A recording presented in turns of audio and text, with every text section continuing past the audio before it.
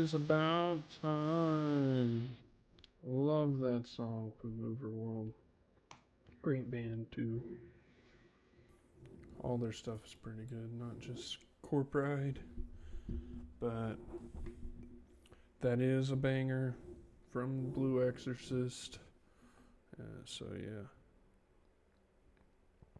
Why is did Ange end her stream?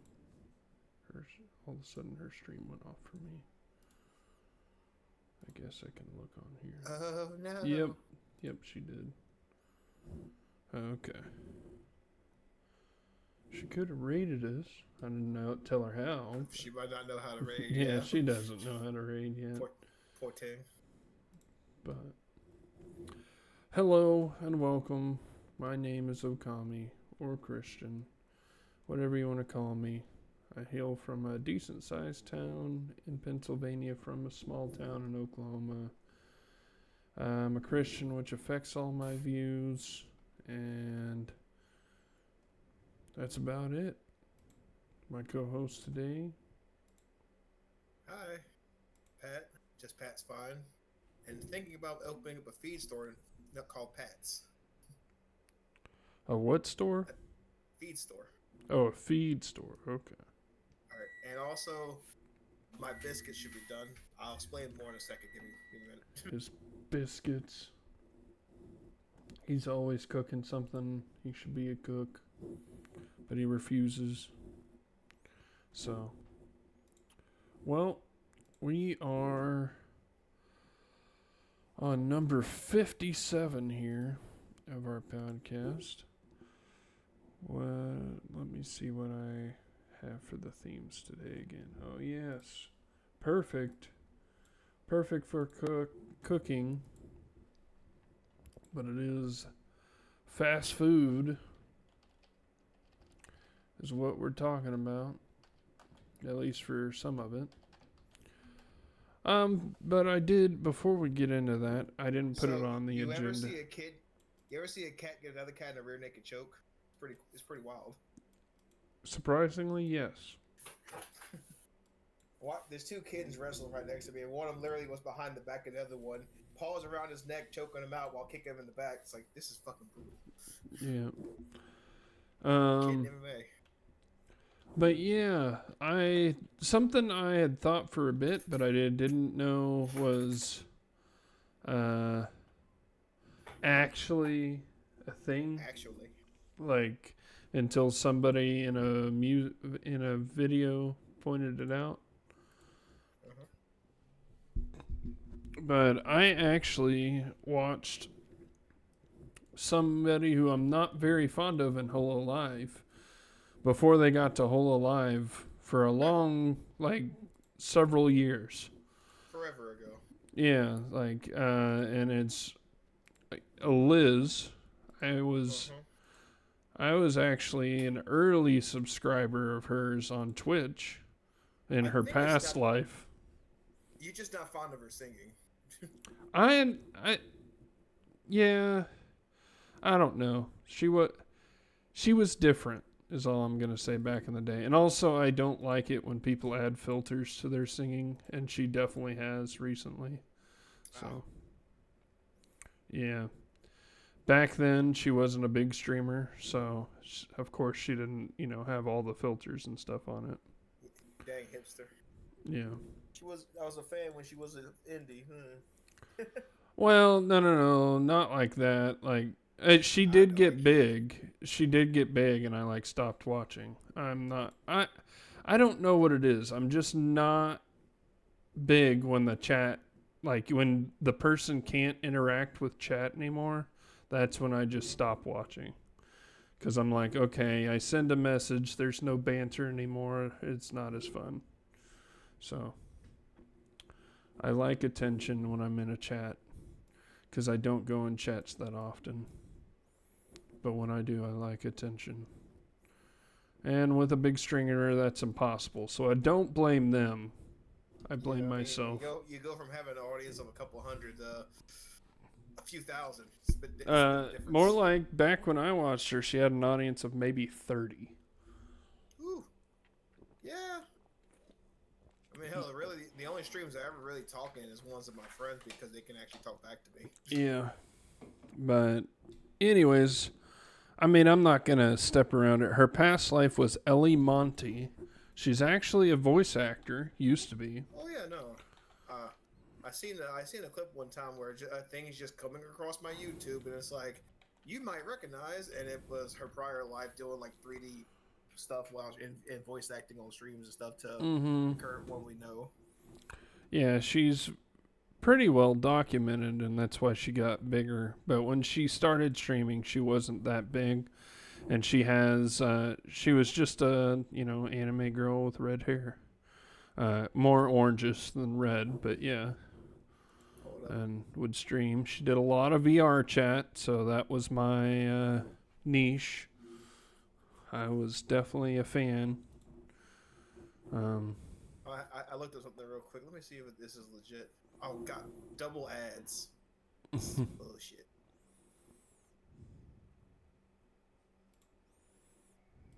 yeah, I was in her chats way early in her streaming career. I think that's her. But she got big quick. She wasn't like even as an indie, she got fairly decently sized. She's fairly talented. Mm-hmm. She's really got a. I want to say like she catches your attention with some of the stuff she does. But yeah, she was just around the other people I hung out with in VR chat, though the other streamers. So that's how I kind of got to know her before. But now she's a big girl. She's a huge streamer. So let me.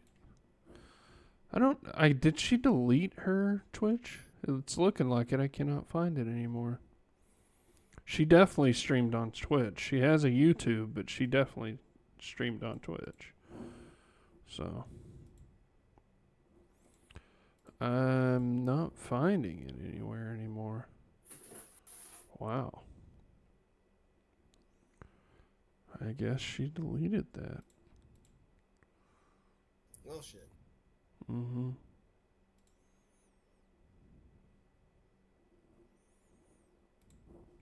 Here, let's see if I. She even deleted her website. Wow. She doesn't even have her Twitter anymore. Nothing. She's gone. She is gone from everything. I guess that kind of makes sense. She doesn't want people popping up asking, "Is this you?" all the time. But yeah, she was the singer on VR chat. She would go to like the club places where they had stages and do singing. She did VTuber impressions and stuff. But yeah, that's something I just found out like not too long ago. Like I thought she sounded familiar, but I didn't put it together until I saw a video on it, and I was like, wait a second, that makes sense. But anyways, we'll move on to the next course of action here, which of course is favorite fast food. I think we went over like favorite restaurants, and that ended up being some like fast food, but yeah, it can be items, can be places. I mean, and also I would say it has to be fast food, so it can't be some place that does not have a drive-through. Technically, Waffle House is fast food. But do they have a drive-through? They do not, but that's considered fast food. No, I'm taking it out. It's considered a fast food restaurant. I don't care what people consider. I'm telling you my rules. These are my rules. This the nation agrees they're a fast no, food chain. The nation doesn't. Yeah, they do. No, because I'm part of the nation, so it's not everybody agrees. I don't. Outnumbered. At least 45% of the country didn't vote for Donald Trump, but he's the president now, ain't he?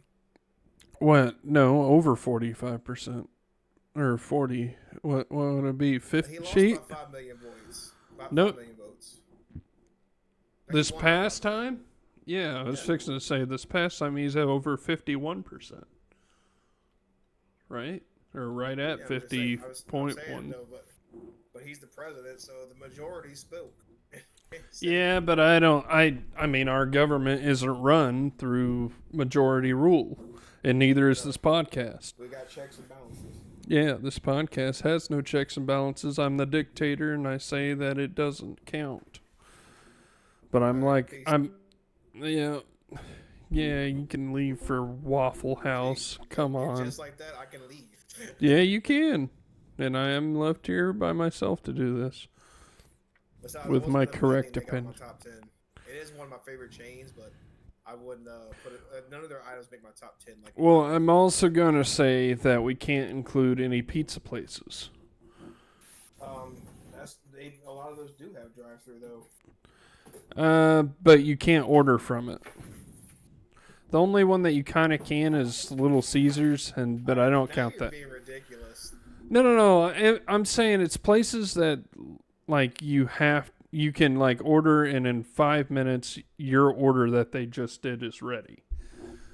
And you can't with pizza places. You have to order ahead to do that. You can't just show up and then be like, "Oh, pepperoni pizza, please," and they're like, "Sure, here it is." Yeah, but it's still faster than a normal pizza place because they've implemented fast food tactics. Like fast food is not so much about being able to drive them and have it ready. It's about how the food is prepared and how they have an assembly line of cooks going on. That's more what makes fast food. And it was actually Good for founded by you. That's not my McDonald's. definition. That's what I'm saying. Well, you're objectively wrong. I'm not trying to be right. I'm telling you the rules of our thing here. It's not about being right and wrong. It's about the rules of what I'm saying is fast food in this conversation. And pizza places are not included in that. Well, I don't agree with your definition, and there's some things I consider fast food that I would like that you don't agree with. So good for you. Well, no. I love pizza. And I love fast food to force pizza. somebody to agree with the way you see things. I'm not. Pat, you are not listening to one thing I've said. It's not an opinion. It's nothing. I'm saying that this is the rules of the question I'm asking. And I don't agree with your rules because I would consider Domino's Pizza but a fast food joint. But you're not agreeing with so what I'm saying is it's not that it's objectively fast food. I'm not saying objectively with everyone else in the world included. I'm just saying for this segment I can't choose that because you said I can't. Yeah, I mean, sure. If you want to put it like that I'm not allowing you to have pizza places in the fast food conversation because it takes time. Yeah. I'm not saying that it's not considered fast food by America. I don't care what America thinks. I'm asking a question and I'm laying out the rules so it's fair and we all can say our thing after I've laid out the rules. Not before. Like, you're not choosing your places from before I've laid out the rules. This is a question that I'm making on this podcast, not a question to the world. I want to pick Domino's Pizza as one of mine. Like their $5. Well, it used to be $5. Now it's $6. Would be one of my top picks because I used to get those all the time. Oh, good. If we do a pizza one, then we'll do a pizza one, and you can pick Domino's. Like I would do, I love Papa John's. I love Domino's. I love Little Caesars. I love all the heck out of. They would probably fill my whole top 10. But for the sake of this question, favorite fast food? No, it's still not right, dude. Because you're telling me like, all right, I have to say my favorite. It's not right to who. But I can't say this would be my favorite fast food pizza. Would be Domino's. That's. It's not a effective list. You're arguing a premise that I'm making up on the spot right now. You're not arguing a premise that anyone else has. That's what I'm saying. You keep arguing about something that nobody's heard before because this is my specific question and rules. Why are you trying to argue that? because it doesn't make sense. You're basically eliminated a bunch of fast food I options eliminated because you don't pizza and I eliminated pizza. Waffle House. Well, and I Yeah, guess IHOP there's or yeah, eating. there's other. Well, I don't know if iHouse. I've never really been there, but yeah, there's a lot of places that do like things like confectioners like that fast food. Like you can still get a waffle pretty fast if you want to go to Waffle House. As far as fast food dessert goes, that's a good one. But Yeah, yeah, but you eliminated stuff like Waffle House and shit like that. Like it technically has a sit down element to it, but it is a fast food chain. I'm not saying it's not. You're saying I can't do it though. Yeah, that I'm saying for this question, I'm laying out some rules so we can choose, and it's easier to choose. Yeah, no, you're choosing your own personal top 10, and you're telling me I can't No, choose no, mine because no. of the This, rules you set. well, no, I'm not choosing my own personal top 10. I'm eliminating stuff that would be in my top 10 if we did it like that as well. So that would not be my personal top 10. I'm eliminating things that would even go in mine. I'm not arguing for your top 10. Why would I? What are you talking about, Pat? I'm saying that I would choose a Little Caesars in my top 10 if I let pizza in. But since Yeah, I'm there's fine with taking that out, it's not in this conversation. I'm okay, not that's just good trying for to you. have a conversation about pizza because that would be my whole top 10. I wouldn't either do because you know what I do eat from several pizza places, but there's only one I would consider my favorite fast food pizza. It's there's no reason to eliminate pizza from a top 10. You just pick your favorite one. But the reason I'm eliminating it is because you have to order ahead. You cannot order on the spot and get it within 10 minutes, which is Well, and which is the rules I was kind of setting up. Can't do that at a Waffle House either. You can, I mean, you might be able to. actually, no, I've done that before. Order ahead at a Waffle House, and Oh, no, no, I no, get it not within ahead. 10 You minutes. can't order ahead. I'm saying this is a speak to a Okay. person, order it, and it's ready within 10 minutes. That's what I'm Well, saying. yes, and Those are now the you can rules with now you can quotation order ahead too marks. at fast food joints too. I don't get your Yeah. point. Like My point most is, are I can go to McDonald's and order without them ever talking to me beforehand, and they get me my order within 10 minutes. That's what I'm saying is the premise. a lot of fast food joints ain't that And fancy. we can do next week all pizza joints or like overall fast food since you're going crazy for this. All I'm saying is I would definitely put a pizza place as one of my favorite fast food items. But they Yeah. also got things besides pizza, like calzones and shit. And I'm not arguing against any of that at all. I don't. It's like I can't have a premise that I've made it easier for me and you to choose from. Well, I'm not going to follow your premise, is what I'm telling you. I wouldn't go by those metrics. But what if you, like, there's not a premise, there's not another premise, is what I'm saying. You have to eliminate the other stuff. What's your favorite fast food item? And I would say, all right, just I wouldn't pick every pizza joint I've ever been to. I would pick the one I like the most. But so for the premise I was doing is it has to be something that when you haven't spoken at all to the person, you just show up and they can make it within 5 to 10 minutes or less. And there's also, I'm saying, there's many places that don't do that no more. Correct. They I would eliminate Chipotle. No, I mean even like a lot of places that claim to be fast food, including McDonald's and Wendy's, they tell me please pull forward while we get your order ready, and you gotta wait. It still in takes a 5 to 10 minutes to me, but I I guess don't know. that's different for your area. Depends on how busy they are. If they got cars Well, around the block, yeah, it could take you over 10 minutes. but they're not making your food and it takes that long. Hello, It's Cobalt. so Cobalt, maybe you can help me out here. I'm gonna mute up for a second. Yeah, I'm while you tell. I'm making a premise, so that means remove everything else in the conversation. And I'm saying, okay, so I'm making my own rules, and I told him this. I'm not like disagreeing with his points on things, but I'm saying favorite fast food, and then I went, and here's the rules. It must be made within 5 to 10 minutes or less from you talking to the person. So like whether you're in a drive-through or you go into the place. So I'm eliminating pizza places because you can't do that. Now, Little Caesars you can, but they've already made it. You're walking in, you're looking for pepperoni or cheese. They won't have anything else left. So I'm eliminating pizza places, and he flipped out on me. See what I'm doing in here? He flipped out. That's not completely fair, because there are pizza places out there where you can get a pizza in less than 5 to 10 minutes. As long as it's not like a Papa John's style pizza. I can't remember the name off the top of my head. Well, they do like smaller. Well, I mean, Papa Murphy's, but then I have to go home and then cook that for myself because they'll make it, but then then they give it to me wrapped so I can go home and cook it. In fact, if we had to talk pre-made pizzas, I'd actually go with Hunt's Brothers because they have one. Okay, it has to be a restaurant. These are the boundaries I'm setting. It has to be a place you order from, and you've never talked to the person until you've either walked in or you're at the drive-through. 5 to 10 minutes from when you talk to that person.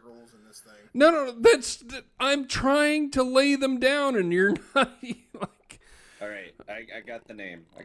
Mod Pizza. Okay. I've never heard of that. Yeah, I've never heard of that either. Mod Pizza has like a big brick oven style oven that they keep. Oh, everything's already made. Okay, I don't count that because I can also do that. It is not pre-made. It's just like the oven is already always preheated. They just build your pizza, throw it on there, and 5 to 10 minutes ish later, it comes out done, and they give it. Does it have a drive-through? I don't think it has a drive-through because you're waiting a minimum of 5 minutes. The nearest one to me is Alabama. There's none in Mississippi. I don't see any in Louisiana. We don't have a Mod Pizza around here. So I was eliminating most places that didn't have a drive-through. I mean, there's only like one. I don't even know, because some Subways have a drive-through, but I don't. I was trying to explain to Okami too. What makes a fast food restaurant, which was started by. But I'm not arguing what makes a fast food. What I was saying, Okami. What actually defines a fast food restaurant is the assembly line in the kitchen. That's what started by the McDonald's brothers. And I'm not arguing that. I'm not. I don't care what people consider as a fast food. I'm laying down ground rules for mine. Okay, good for you. I'm not gonna follow them. Then I'm not going to count the ones that you put out if they're pizza or stuff. Top 10. No, I'm going to ask you for another one. I don't know. I won't give it to you. No, I just don't understand why we can't just do a top 10 of the things that have drive-thrus. Well, then why'd you say top 10 drive-thrus and not top 10 fast food? Because that was just easy to put as a premise. I didn't think about this argument coming up at all, Pat. Why would I think about that? Half of the available fast food places that I live in a small area. We don't have a ton of stuff here. There's your major chains and then a handful of smaller places that you might never heard of. I don't. Have a ton of stuff to pick from. There's top 10 of the major chains there. I don't. I'm saying that I'm limiting the choices so it's easier to choose. And then if we want to talk about other things, we can. I'm not trying to actually, like I said, if we did top 10 and included pizza in the fast food conversation, my whole top 10 would probably be pizza. And that sounds like because pizza's better than anything else I can get. I'd rather have pizza over a McDonald's burger. If you're doing a lot of top 10, you wouldn't go with every pizza place out there. You'd be like, this is my favorite. Papa John's, Little Caesars, Domino's, Pizza Hut. If you wanted to do a two top of those 10, four are horrible. Yeah, right. No, I love all four of those. Now, I will say that Little Caesars is way better down south than it is up here. But I mean, it's still pretty bad. I love Little Caesars, but I only get the stuffed crust. I can't stand Like I the would regular. pick Hunt's Brothers over Little Caesars any day. Yeah, Little Caesars Hunt's- tastes like cardboard. We don't have Hunt's Brothers up here. I know it's a southern chain.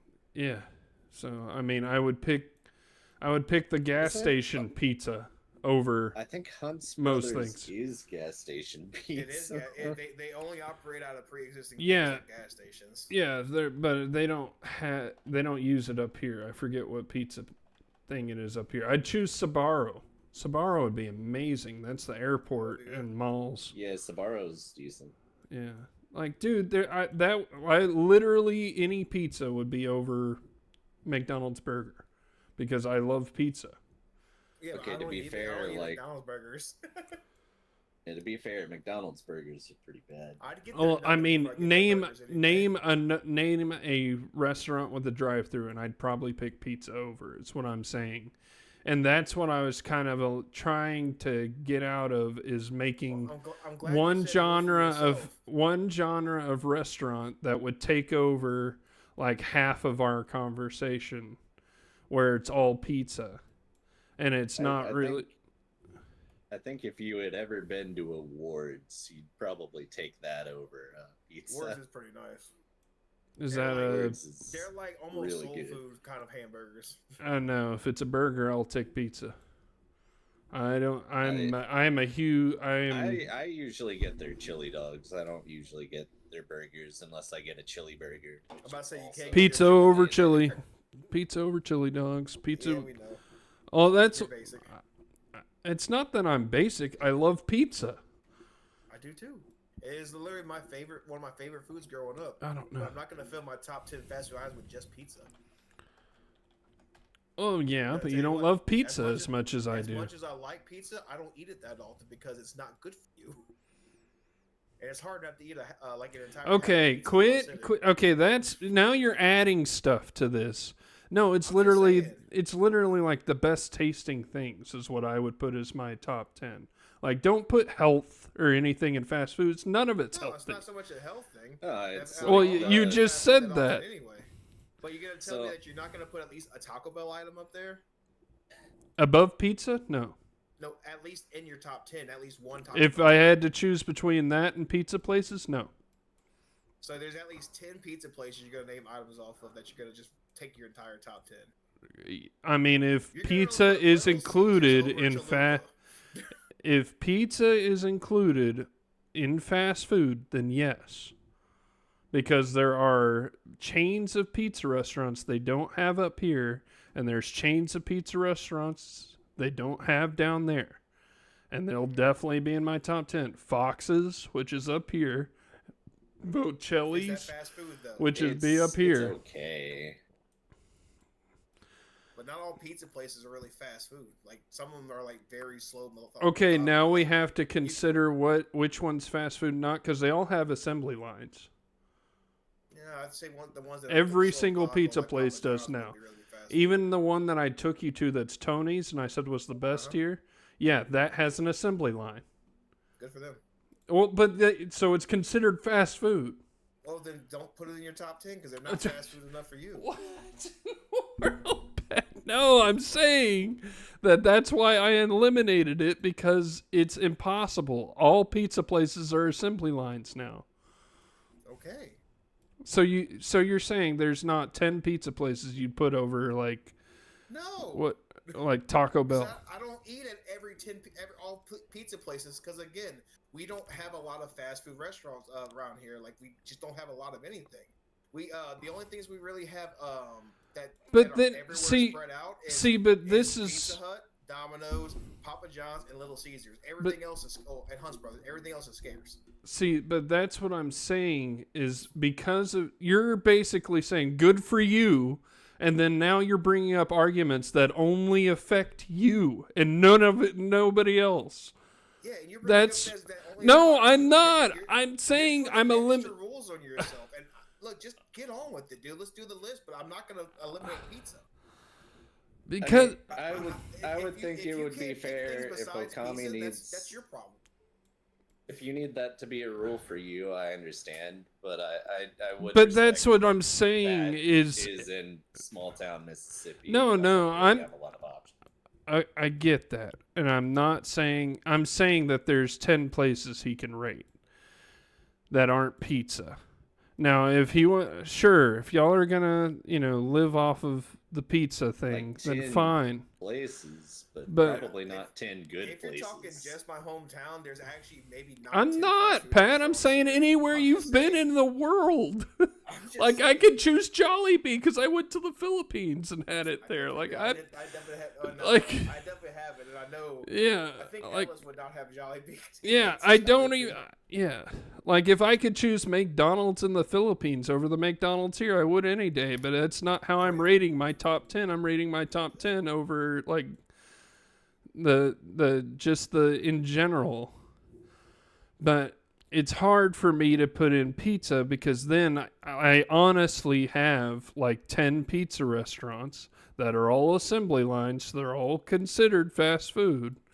That would be in the top 10. And I don't know how y'all would not have any pizza place that, that's you've been to in your 35, 36 years, whatever it is of living that you've been to once, you couldn't put over McDonald's or Taco Bell Some or of the places Subway. aren't even open. Some of them aren't really. But fast it food. still counts in this top 10. That's what I'm saying. It's I was trying to make it when I easier. Think fast food, personally, I think But of you a didn't. place that I would stop by and pick up food on the way home. I would That's never actually- stop by a pizza place and pick up food on the way home. 'Cause then That's Yeah. that's probably the other reason I don't get pizza that often because when I eat fast food, if I'm getting pizza, it's something I might have time to. But That's I what still yeah. consider it fast food for the most part. And 'Cause that's there what were I times was where I'm like, look, I know there's this place along the way. I can order a pizza, get that for lunch, and then like pick it up after I finish my stop. Yeah. Well, that's what I was not trying to eliminate it out of I hate fast food places or I hate pizza as fast food. I'm know that eliminating much. it. But you're just I don't know. like I don't. For me, there's only one pizza place that I've ever been to that I would consider in the realm of fast food. And that's because I was able to stop by on the way to a work site and get dinner there in like 15 minutes, Yeah. which is about how long a So normal fast food place takes so these days, unfortunately. that's yeah. I can agree because if we're just going by what the definition of fast food is, then like things that aren't considered fast food anymore have that now. Because like everything's an assembly line. I had Chinese takeout is fast food. Even though I would consider that. Was he's because technically it is, but he doesn't count it. Waffle House is technically fast food, but he don't count it as fast food. No, I said I wouldn't count that. I said whatever. Yeah, because that's a place that has no drive-through, and you have to sit down and order. But it's a fast food chain. By all legal definitions, it's considered a fast food chain. Yeah, and so is Tony's, one of my favorite pizza places, but I would never consider that fast food. Okay, good for you. You don't Like consider no that. one that ever ate there would ever consider that fast food. But because of your definition, you Right, ate don't there. speak on other people's behalf. Would you ate there? Would So- you consider that fast food? I don't know what Tony's you're talking. I don't think we have a Tony's around here. No, when we came up here, I took you there. I can really barely remember the place. Yeah, it was a sit down. It says genre casual dining for Waffle House. I'm looking on the Wikipedia page. I just would like to say that I have been to a drive-through Waffle House Oh I my actually gosh. I have seen one. somewhere somewhere near Atlanta. Atlanta. Do you consider Waffle House fast food?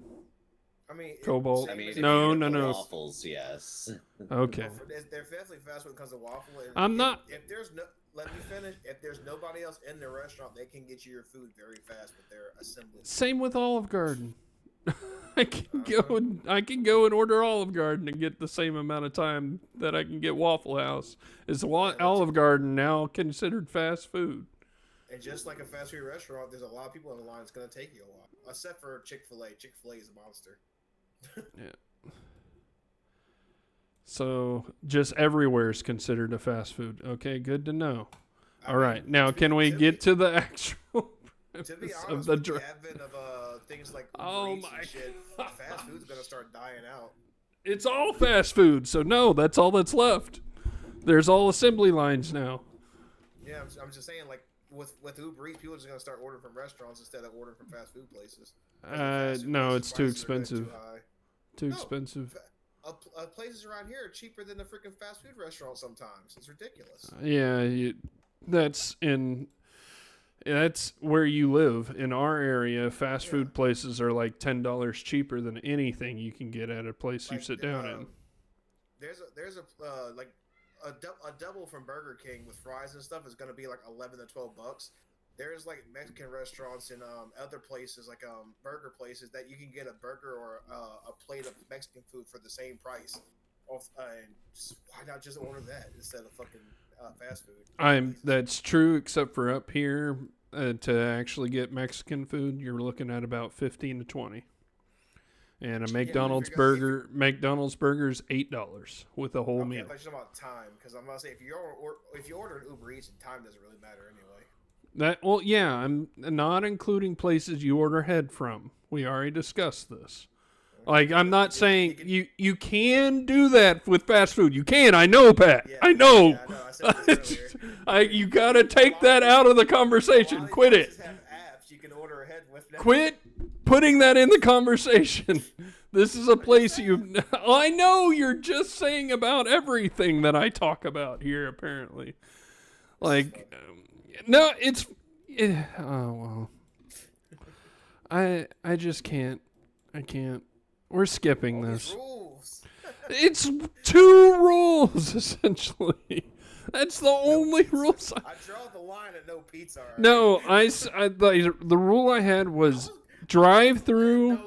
I was gonna let no Waffle House slide, but when you said no pizza, now I had to draw the line. But that's the thing, is like, pizza is not a fast food item unless it's already made, and at that point I'm like, dude, what kind of pizza are you eating? Like, well, I mean, a lot of fast food, air quotes, pizza chains have pre-made crust where they just throw it on the pan, put toppings on, and throw it in the oven. And it still takes longer than 5 minutes. You can't order that and get it 5 to 10 minutes later. You have to wait. I don't know. Technology's moving forward, man. They're getting faster. It is, and once it gets there, sure. Once we can do it in 5 to 10 minutes, I'll consider it. But it's not. The pizza place that I was talking about is called Blaze Pizza. They cook their pizzas in 3 minutes. God damn. Nice. It probably doesn't taste that good. All right, Blaze is my number one. It's pretty good, actually. Yeah, I don't know if it compares to what I got up here, but yeah. Yeah, probably not. But like for fast food, it's really good. I can also imagine places that do thin crust pizza get done faster than the regular. Yeah, if you heat your oven to whatever degrees, you can heat any pizza up in a certain amount of time. Well, I've made thin crust and I made original crust. When I made a deep dish pizza, it took 45 minutes to cook that motherfucker. Yeah. Oh yeah.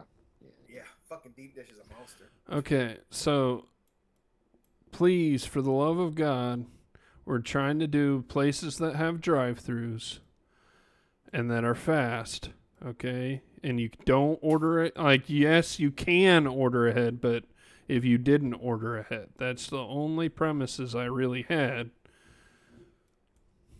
But if we do, like, yeah, because Papa John's would be in my top 10 for even regular pizza places. But I love Papa John's. And that's you just didn't even say top 10. You just said favorite fast food places. So you can say, like, this is my favorite fast food pizza place. My favorite sit-down fast food. My favorite taco. But the thing is I don't consider pizza fast. Like, that's good there's for you. no. There's no, like, it's not fast. Where's the fast? That's what I'm asking. I would say like the average time to get food at fast food restaurants down here is like 5 to 10 minutes now. So there are some places Can you that are order actually a fast. pizza and have it ready in 5 to 10 minutes? That's not Yes. this weird Blazes or whatever other one that does that. I don't think you can no, with. outside Look, of those all I know- places, no. But that's why I wouldn't consider the other Look. places fast food. Even before modern times, So pizza there places you had go, 30 minutes Pat. or less There to you cook. go. He said Domino's is not fast food. Well, what I'm saying is there's places that used to do delivery that said 30 minutes or less. That means to make the pizza, get it ready, and get it. Not to if your I factory, order less from than a 30 place minutes. that's 30 minutes away. Good for you, but to be able to do that, it has to be kind of fast, right? Yes and no. Most of the time, those are pre-made. If you ordered something specialty, they tell you on the phone they can't do it. It's still fast food. It's not, because it was pre-made. I'm not talking It about. saves- It saves you the trip out there to get to have the pizza. I sauce and agree. all that. What's wrong? What does that have to do with it? I'm splitting hairs. That's what. No, yes, you're trying to, and I don't like it anymore. All right. Anyways, let's try and get through this because I don't think we will. Okay. But one of my like favorite kind of places would be a Taco Bell. I do like myself a 5-layer burrito, Those are quite delicious. and that's like the only thing on the menu that I get. So I've always been pretty fond of the chalupa. It's a very nice. Oh, and before that, double decker tacos. I would be, but those have been getting expensive lately. That both the double deck. Well, they don't do the double decker no more, and the chalupa the quality's gone downhill over the years. It's not as good as it used to be. If you really want a solid choice, the 5-layer burrito is a good way to go. Yeah, you get 2 of them for like $6, and they're really filling. Or you can get Yeah. one cantina chicken burrito for $6. I can't do Taco Bell anymore because they stopped doing those XL burritos that were. Oof, like the Amazing. steak XL burrito with all the rice and shit. Yeah, like that stuff was actually good. I mean, Now the they 5-layer comes just have- close. I will say. A little bit. Doesn't have the rice, I don't think. Yeah, but I mean, Yeah. just between the size and the contents of the burrito, the XLs are definitely better. Oh yeah. And I feel like the 5-layer is kind of carried by the cheese. Yeah, I mean the queso and the regular cheese. But yeah. Mm-hmm. When you buy one of those pockets and you just get a mouthful of that ooey gooey cheese, it's like. All right, Pat, your turn. Get all your pizza places out of the way first. I was just gonna say, if I had to pick and again, this is my opinion on a top pizza place. As far as just anytime I want a slice, I can either order ahead or just come in and grab some. I'd probably go with Hunt's Brothers. Like, they're pretty solid for being gas station pizza. Like, they are everywhere for a reason. Like, there's been jokes and memes going around that southern gas station food is nothing to be trifled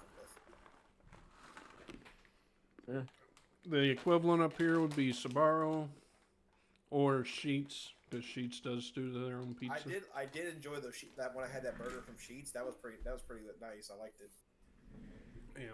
But I only ate them one time, so I can't say definitively. It's one of my favorites. Yeah, I don't know what the West Coast equivalent would be to, like, Hunt's. But I know they don't have Hunt's that way.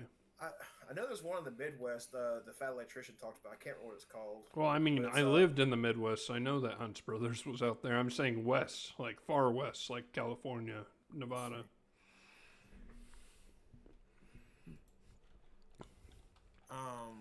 The pizza place you've never heard of, Casey's. I have heard of Casey's, but is That's- that a that's the gas title of his station? video. Casey's is actually like a general store that's a gas station as well, and they do Oh, their own okay. pizza. And he argues it's the best gas station pizza, but that's his. Oh, they have the Mountain Mike's. That's probably what it is for their gas station. Like, Yeah, Mountain Mike's. we don't have a Chipotle. I've never even eaten at Chipotle. We did. Qdoba's better, but Although, if I had to pick my favorite burger, I think Cobalt knows who it is, but I'm gonna let you go next, Okami. Unless Cobalt's got something. Oh, I mean, for me, it's just gonna be Ward's, dude. The chili burgers and chili dogs. I Hands do down. enjoy those, but I'm gonna wait for my turn. So, we got Ward's Burgers for Cobalt. They are pretty nice. They're I don't eat there often because I try not to eat fast food often. But that burger's pretty nice. I mean, Ward's was good. They are good. They're not. I mean, to me, but I grew up in the place I'm gonna say for mine. Whataburger? No, they literally started in the Oklahoma. in Oklahoma. Okay. Whataburger started in Texas. But for me, if I had to do like a chili dog, that's got to be Sonic. I'm a Yeah. I don't know many other places that do a chili dog around me, so I can't really pick anything besides Sonic for chili dogs. Yeah. That So, like, foot long, Sonic's not chili cheese bad. coney. Let's go. I will say though, over the years they've gone down in quality. At least around here, they. Oh yeah, they always do. But the ones in Oklahoma have not. Really, the Ever only since I left 5 years ago, they did not. The only thing is Sonic I might still consider getting is the ice cream. Like they don't even do the wraps like they used to anymore. Like they don't even sell them anymore. It's upsetting. No, I went to a Sonic up here. It's not as good at all. That's unfortunate. Mm-hmm. I say Sonic down here is pretty bad, so I don't know what it's like. You know, I think they have the original recipes down here, so it's a little better. Like they can't even do what's called ocean water down here. I mean, up here. It's the blue coconut slushy, but instead of making it a slushy, they just mix it with Sprite. And for some reason, it tastes horrible up here. It's so bad. But down in Oklahoma, that thing is so good. And the chili dogs are way better down south too. the chili dogs at Sonic are really bad down here. Yeah, I think that might be an area thing. They look more like mummified remains than actually hot dogs these days. Yeah, I mean, if we're getting chili dogs up here, we're going to there's literally 2 hot dog shops that are like 2 or 3 minutes from our house. So that place you took me to had chili dogs as well, didn't it? which one? The one where I got the Philly cheesesteak from. I ate the hot dogs for lunch. Was that the hot dog shop, Butler Hot Dog Shop? I think. I think so. Yeah. Yeah, probably. Yeah, pretty good. Yeah, there's Brighton's. Brighton's is up here too, which isn't bad, but definitely not a Oklahoma Sonic. Rather than a foot long, you know what? I'd probably actually. It's. Oh, dude, their breakfast. They used to get their breakfast often, but not anymore. Yeah, but, the Texas toast. Well, especially with my job, when I really needed to stop and take a pit stop, get gas, use the bathroom. The Circle K hot dogs were a lifesaver. I'm working a 12-hour shift. I'm hungry as hell. Circle K, my hero. Oh, they actually have those up here. Oh yes, sir. And they got some actually nice hot dog options in Circle K. They got I've seen a this. cheddar brat. That's not a fast food. Wait, this is just a gas station. It's just gas station. But I'm saying those things were a lifesaver. I'm just saying all right. I'd say those today are better than Sonic is today. All right, we're bending the rules here. I'm not counting that as fast food. I'm just saying I'd take those over Sonic today. Yeah. Well, I mean, I'd take Sonic in Oklahoma over any of the stuff that's up here. How long has it been since you lived in Oklahoma? 5 years. That's what I said. They stayed their quality until I left 5 years ago. Now so I'm assuming that it's just because of the area that they can't do anything up here or in your areas. And the weather affects it. No, I think it's more that they don't have to travel because like I the mostly headquarters are in were in Tulsa.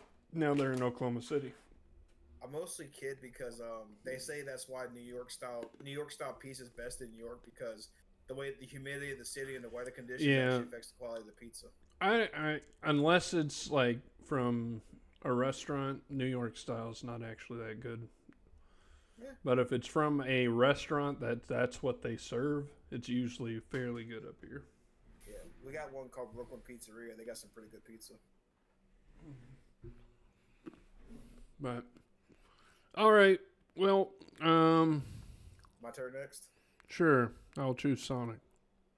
All right, I'm gonna go with the Steak and Shake hamburger. You know about Steak and Shake, don't you, Cobalt? Yeah, I don't know if I consider that fast food. Dude, they got a drive-through. they got a I drive. get it. They do. They do. You but pull up to the window, they have your food ready in 5 to 10 minutes, and their shakes are pretty good as well. And I think their burgers are made from actually on-site ground beef. It's called Steak and Shake for a reason because they actually it's steak grind burgers. steaks for steak burgers. And they are pretty good. Like the one with the egg on top is delicious. Oh, I love Steak and Shake. I wouldn't. I can't do that one for fast food. I definitely. I have I've to never go been and to- sit. I have to sit down in that one. It's like you just refuse to eat it as a fast food. Oh no! Like every Steak and Shake I've ever had in my life never had a drive-through. So. Oh, I've only been the ones that had drive-through. There's only two near me. One's in like 2.5 hours away, or no, Yeah. about 2 hours away in Louisiana. The other one's an hour and a half away in Mobile, Alabama. Yeah, the one in Missouri that when we went on our honeymoon had a drive-through, but the ones in Oklahoma that I ate at were only sit down. I actually got to take that back. There is one in Mississippi, but it's inside a casino in Biloxi, so you have to go inside the casino and sit down and eat. So Yeah. that's definitely not fast food for that one. Yeah, and then like there's an equivalent called Freddy's, but I don't think it's as good, and it's way more expensive. Friday. Yeah, I don't know why people like Freddy's as much as Steak and Shake when Steak and Shake is so much better.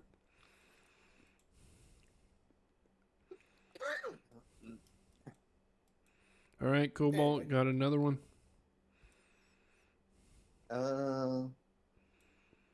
This would be more of a breakfast one, but the Hardee's, if they have instead of like the folded eggs that like every fast food place does, if they have the eggs over easy or medium or whatever, like Yeah. their Freddy's. biscuits, I mean, Carl's. those are really good. Yeah, it'd be Carl's Jr. up there probably. I mean, it's both. They're both up here, but yeah. Because, like, I think it's at Carl's Jr. that's in the west, and Hardee's is, Yeah, I like, think southeast. that's what it was. Yeah, I think that's what it was in Washington. So Mhm. I always called it Hardee's because that's what it is down here. Yeah. I don't know. I've always been partial if we're talking fast food breakfast items. The Wendy's honey butter chicken biscuit. That motherfucker is fire. Yeah, that one's all right. I just like Hardee's biscuits a little bit more than I can see that Wendy's. biscuit quality. But we had a Hardee's and they closed down because they just weren't that popular. It's not, like, that's the one thing I never understood how they can stay open. Because, like, I never see more than, like, 2 cars there at any one that I've ever drove by.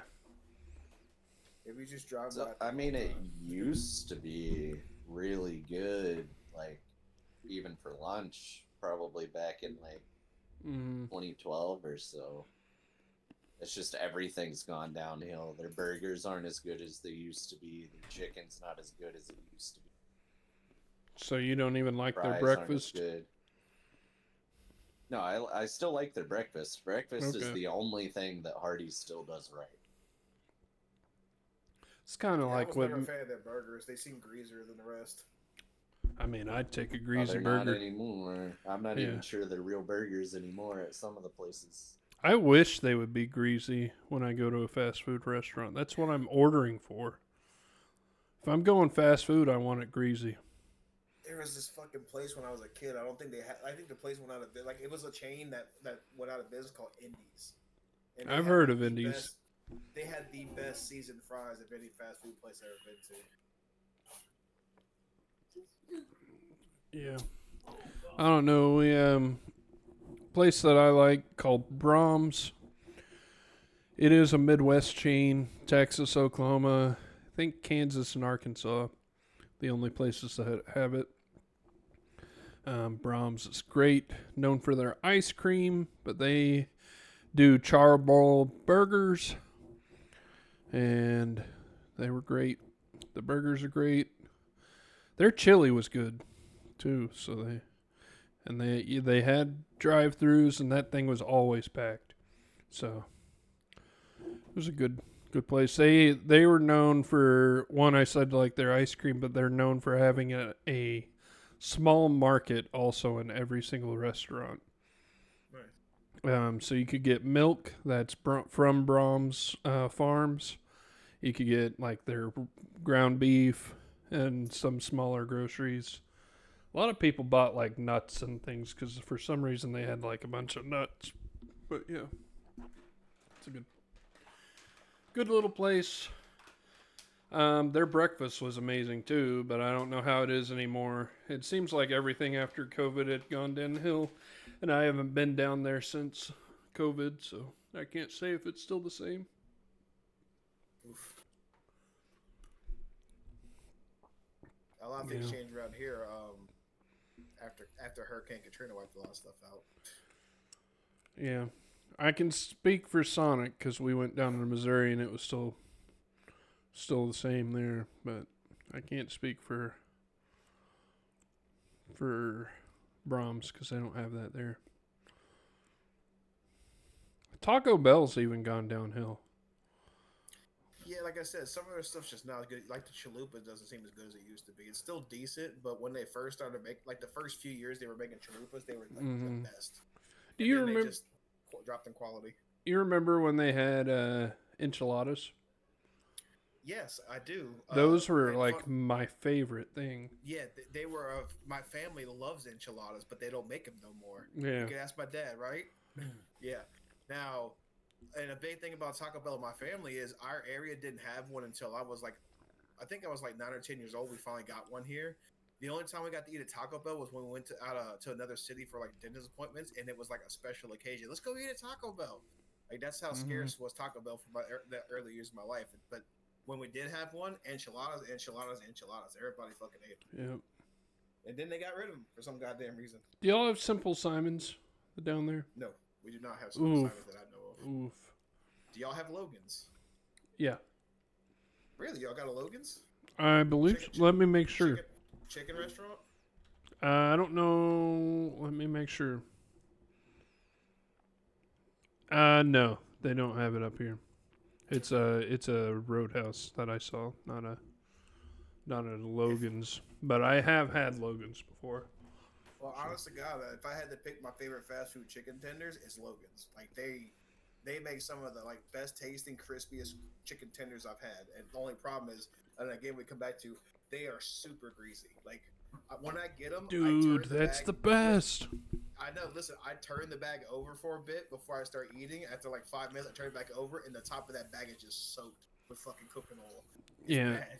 No, like I said, if I'm ordering fast food, if I'm ordering any fast food, that stuff better be dripping. That's the point of fast food to me. And if the Logan sauce that they give away with the food is pretty good too. They also make those Philly cheese fries, Philly cheesesteak fries that I like too. Mm-hmm.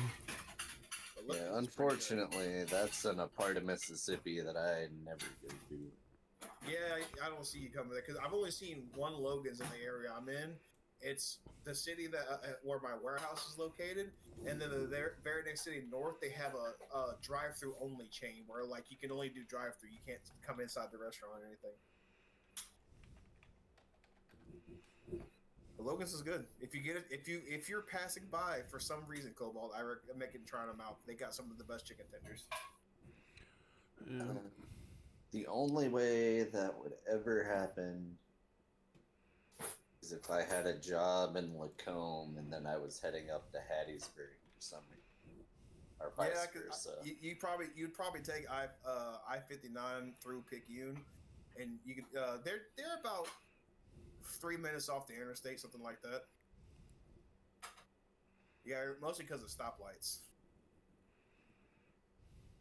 Yeah. Yeah, we'll see. That's a route that I think I've driven through maybe once or twice, but not with enough time to stop anywhere. Yeah. There's a breakfast that or a restaurant that serves breakfast, but it buffet style. You remember that? I can't remember that at all. I'm trying to think of Yeah. what the name. They had a simple name, kind of like Logan's, but I can't It's remember. not iHouse Waffle House. Not No, no, no, no. This is not up here at all. It's someplace that's not a like it's a smaller chain, but not Oh, definitely not north. Definitely not north. Maybe it's they Grandy's. might not have had it here. Might have been it. But oh well.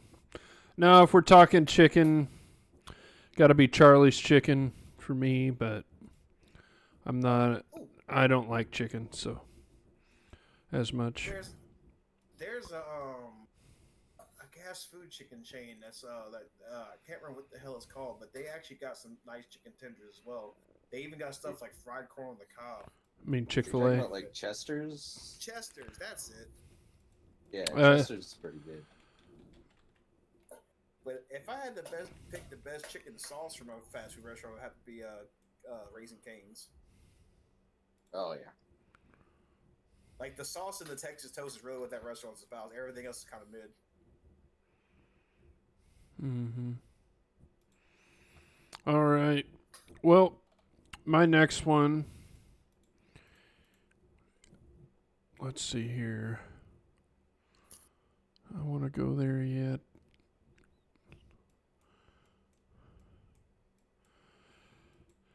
Oh, sure. We'll go.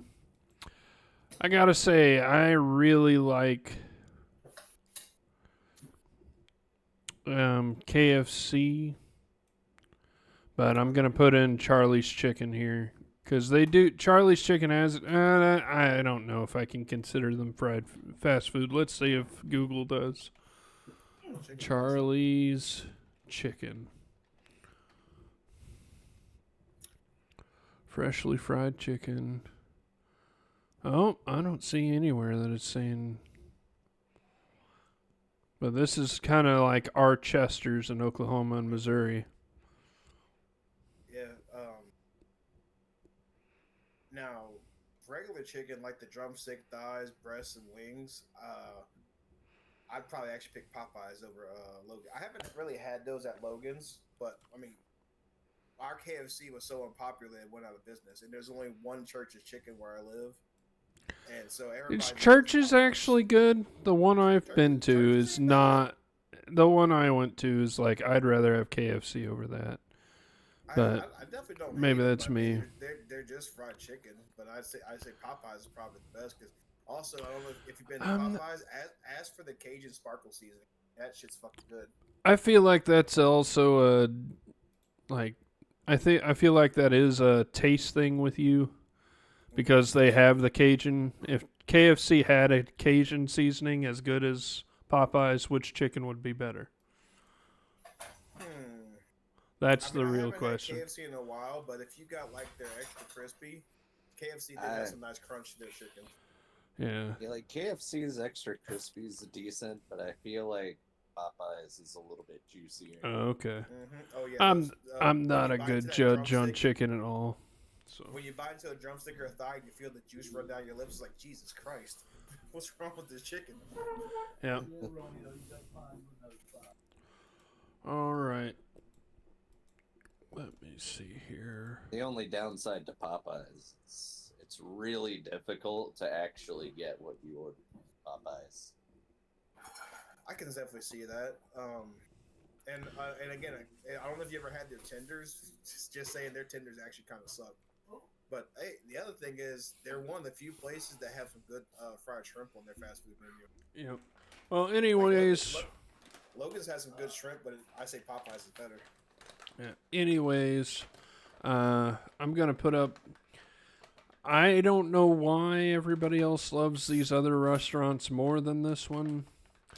Like, there's Jersey Mike's, there's, a bunch of other sub restaurants, but it's just Subway to me.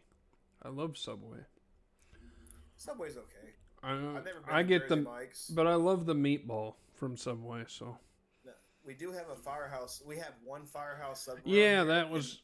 Oh, I don't like it. I've never been. I've never been to. Actually, I have been to one, but Have you know what I you- went there for? I bought a bucket. I didn't even go Did there you for food. did you ever go to a Firehouse Subs before 2020? Nope. That's Okay, there's your problem.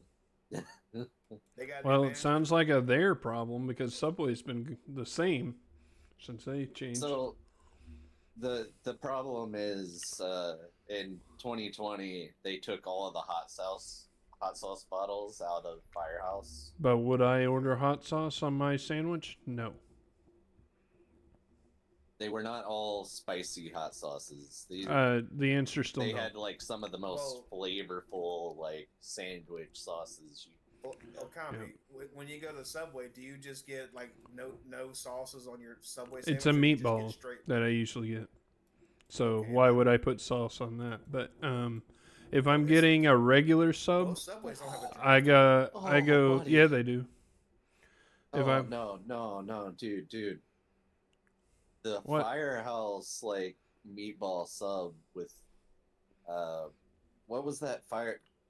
They have a specific sauce at Firehouse that was like specifically for meatball subs. I don't remember the name of it, but it was amazing. just to tell you though, I do not like hot sauce, like in general, so- It was not a hot sauce or vinegar. But Technically, when you put meatballs on the sub, they do have a sauce on it. yeah, they have the marinara sauce or whatever it is. Yeah, it's Yeah, not a that's dry what I sandwich. wanted. Yeah. But if I'm getting a regular sub, or what they call a hoagie up here, most of the time I'm putting, if I could, Miracle Whip, but no places have Miracle Whip. It's all mayonnaise, and I don't want that. So it'd be honey mustard. And that'd Okay, be so the only sauce I'd go for. it was called Captain Sorensen's dactyl pepper sauce, something like that. It's got a little bit of spice to it, I would not like but it. it's also like tomato paste, honey. Like it is a very flavorful Mm-hmm. tomato-based sauce which goes really well on meatball subs. I hear what you're saying. I don't like spice on my meatball. So But I you wouldn't. have to have the spicy meatball. No, that's what the It's a pepperoni's spicy for. meatball, though. That's why I get the pepperoni on it. You think Oh my pepperoni spicy, God. man? No, I don't want like. See, I don't like spice on my Italian stuff, so I'm not putting anything unless it's red pepper flakes, and that's only for pizza, really. I don't know. I like putting some of this pineapple habanero on the slice of pizza. Yeah, It's pretty good. yeah. See, y'all I are don't know, crazy to man. me. See, to It's not even that me, spicy.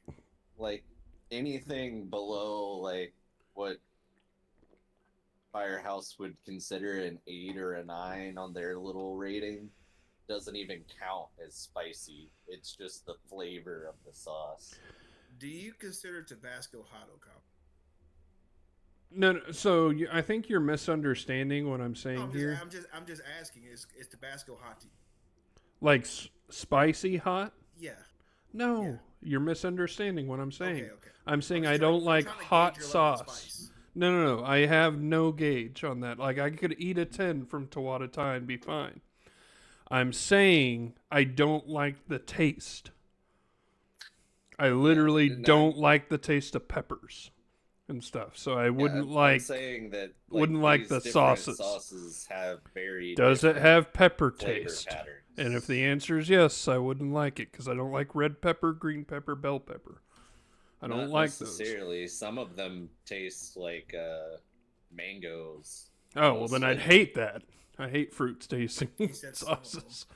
Yeah, but Yeah, no, like, I'm They I'm all trying have a to. very different flavor profile. I so it's I just get kind of it. like Yeah, I'm not trying to like downside. I'm trying to tell you that there are very few sauces I like in this world, and Yeah, it's- Yeah, but you haven't tried if this. there's yeah, I've tried. No, I can't say I tried the one that he's describing. I'm saying that out of the You said you sauces would I've like it, tried, though you haven't tried it. I know I would try it. I wouldn't put it on my sandwich. I yeah, know like I know I what wouldn't you like it on there. What you would do at Firehouse is like put a little bit of sauce on a toothpick and see if you liked the flavor. Yeah, I'd do that If you any day. didn't, do the next one. And I still wouldn't put it Just on a like Baskin sandwich. Robbins. Yeah, to me, Just, I don't. like, find the flavor that you want for the sandwich that you got. Like that was the whole purpose behind it. Yeah, I agree. I'm just not a flavor person when it comes to sauces on sandwiches. I'm literally honey mustard. I'd rather have Miracle Whip for every single sandwich, other than meatball, in which meatball I want plain. So, but I'm just saying that it's not anything against the sauce or anything like. I don't like sauce on my sandwiches, other than Miracle Whip. So. I don't know how that would gauge for y'all on that one, but yeah, I doubt I would put any. I might like all the Firehouse sauces. I just don't think I would put it on a sandwich. Okay. Yeah, it's like Chick-fil-A sauce. I don't wouldn't asked put that on for a For sandwich. me, like to me, the difference isn't necessarily like a heat tolerance. It's like your heat floor. I don't have a Like- heat floor or tolerance. It's a Well, I don't like sauce. No. So when I'm saying that, it's like the level below which you will not taste the pepper or the spice. I mean, I like Yeah. spice. It has to have taste. certain peppers So. also have different flavor profiles. So, like, whenever you get a habanero sauce, they try to strive more for the habanero flavor than the habanero spice. Mm-hmm. Yeah. Yeah, I like some sauces and things, but not for A comment not before for is, sandwiches. like, why do I have so many sauces? Because I like trying different things. I want to try this on that, see how that tastes, and some things Yeah. go better with things than other. Like, for that Mexican hot sauce that has the wooden screw top on top of it. Yeah. Oh no. Tapatio's a different one. Yeah, Uh, it's like it starts with a CH. I love that one for when I'm making Mexican food. But if I'm actually eating like fried seafood and stuff like that, or even some other fried foods, I prefer Crystal's hot sauce because those Cajun hot sauce flavors go better with fried seafood. Yeah. But Okay, I would rather not put Crystals on Mexican food because it just don't taste right. And for seafood, I don't like sauce. Cholula. There we go. Yeah, and just to tell you, for seafood, I don't like sauce. I like spice. So I would Yeah, put but if- spices on it, no But sauces. fried seafood goes very good with certain sauces. Ketchup. Like most people, the most basic answer for sauces for fried seafood is ketchup. That's Yep. the most basic answer. That'd be But it. sometimes I like to put a little hot sauce on there or other things just because it adds a different flavor profile to it. But yeah, that's I mean, mainly what I I could do was. ketchup as long as I mix in a copious amount of horseradish. Oh, that's disgusting. All right, That's but yeah, but that's that's just homemade sauce. well, just to give you a gauge. Yeah, it's not that I don't like sauces; is that I don't like the taste of hot sauce, and then two, I rarely put sauces on anything. So Yeah, but Unless all it's- I described unless- was just homemade cocktail sauce. Like yeah, I hate That's cocktail pretty- sauce. okay, But yeah, No, and it's got a different kind of spice to it. I kind of like it with some types of seafood. Want me make to you some each gumbo their for own. me? To each their own. Gumbo, yeah, but I'm not putting hot sauce in it. No, I said, want me to make you some gumbo roux? Oh yeah, definitely. How are you gonna get it here? I'll send it UPS overnight. There we go. The gumbo roux is not gonna. The gumbo roux can sit out for like 5 days and not spoil. It's not that kind of thing. I tried to. I did some fried rice and tried to do some jambalaya the next day after I fried it, and it didn't work out that well. I mean, I was okay with it. Ange didn't like it, so that was kind of a bust. Oh, well, before we get too far away from this fast food thing, favorite fast food nuggets gotta be from Chick-fil-A. Nuggets? They're literally chunks of chicken. I don't know. I think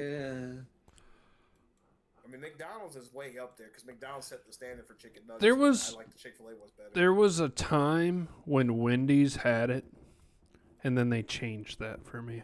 Right?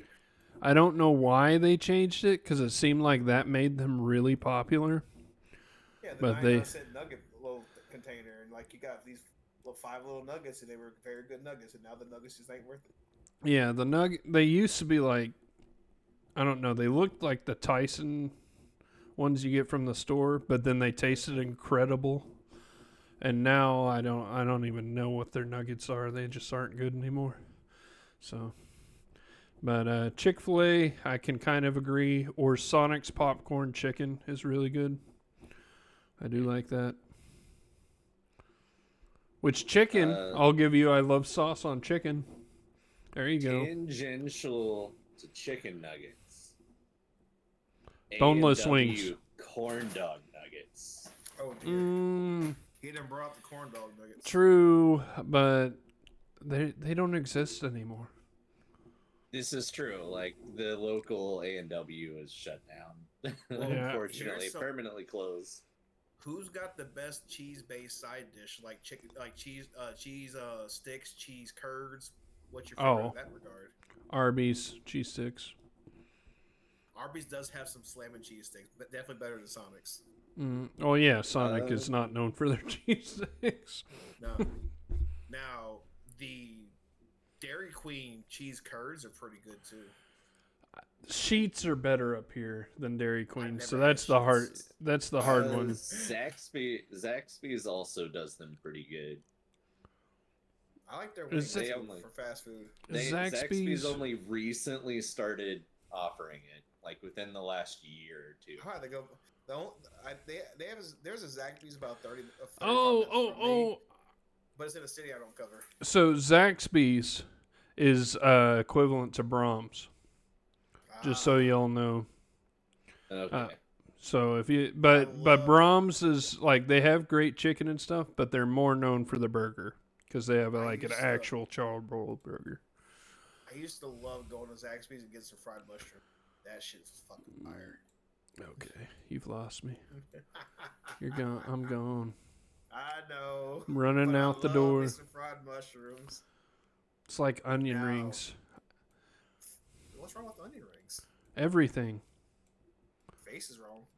See, like, and people are like, "Oh, they gave me an onion ring in my fries. This is the best day ever." I'm like, dude, they just messed up my order.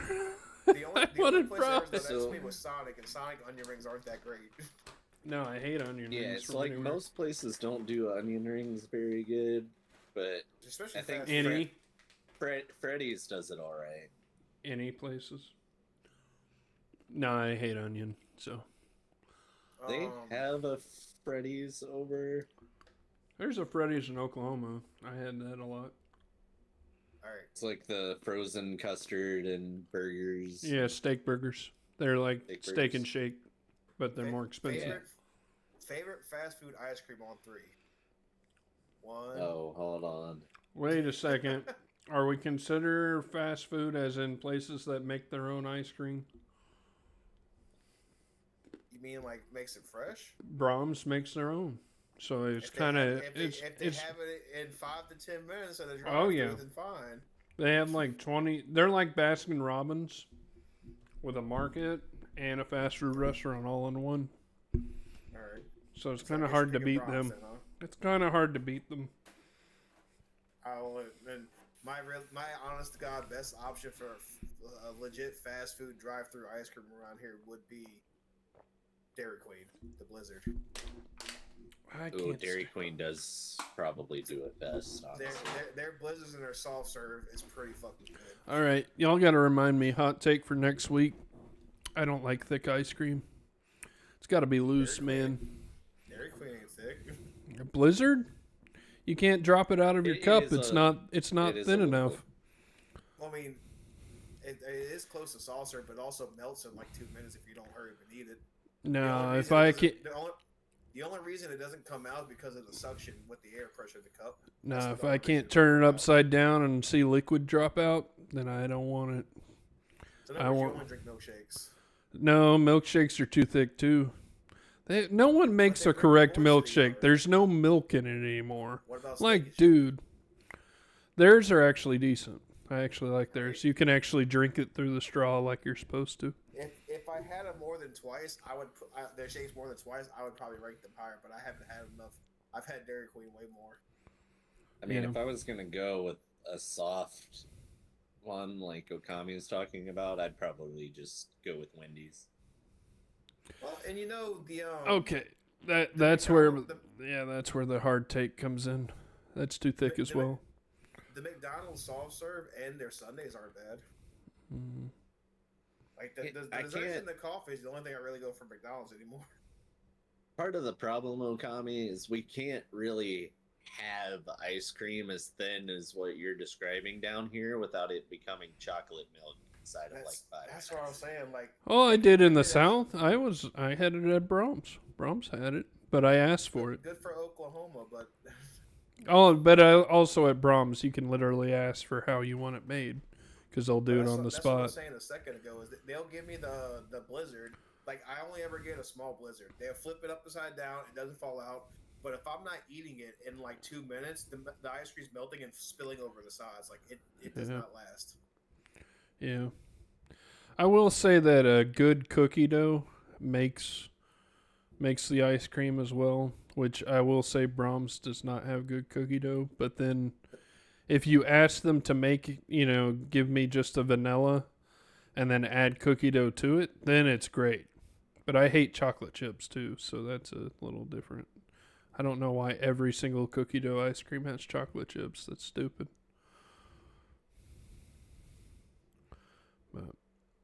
But no, like I can ask them to add more milk, and they just throw a bit of milk and then blend it again.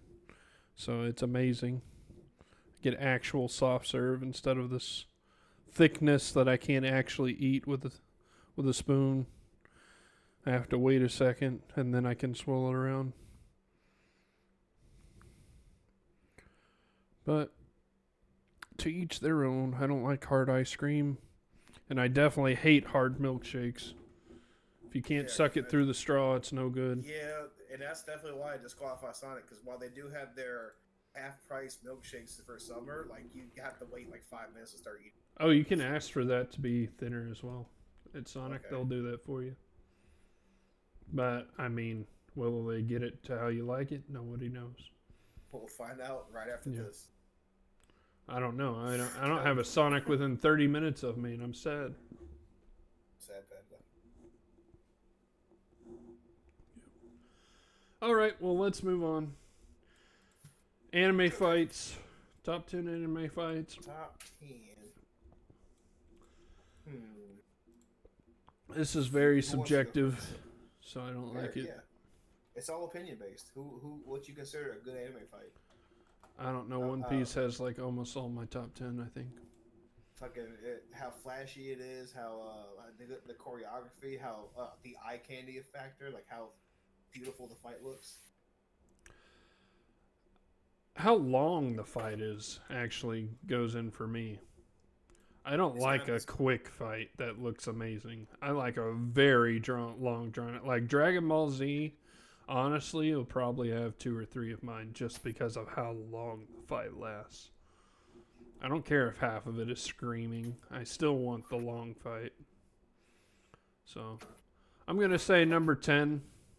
It's going to be Cell. Cell versus Goku. No, not Goku. I'm gonna say I like the Cell versus Hercule for a bit, Oh dear. but no, Cell Android 16 was a great fight. It was very rough, like as in for the fighters.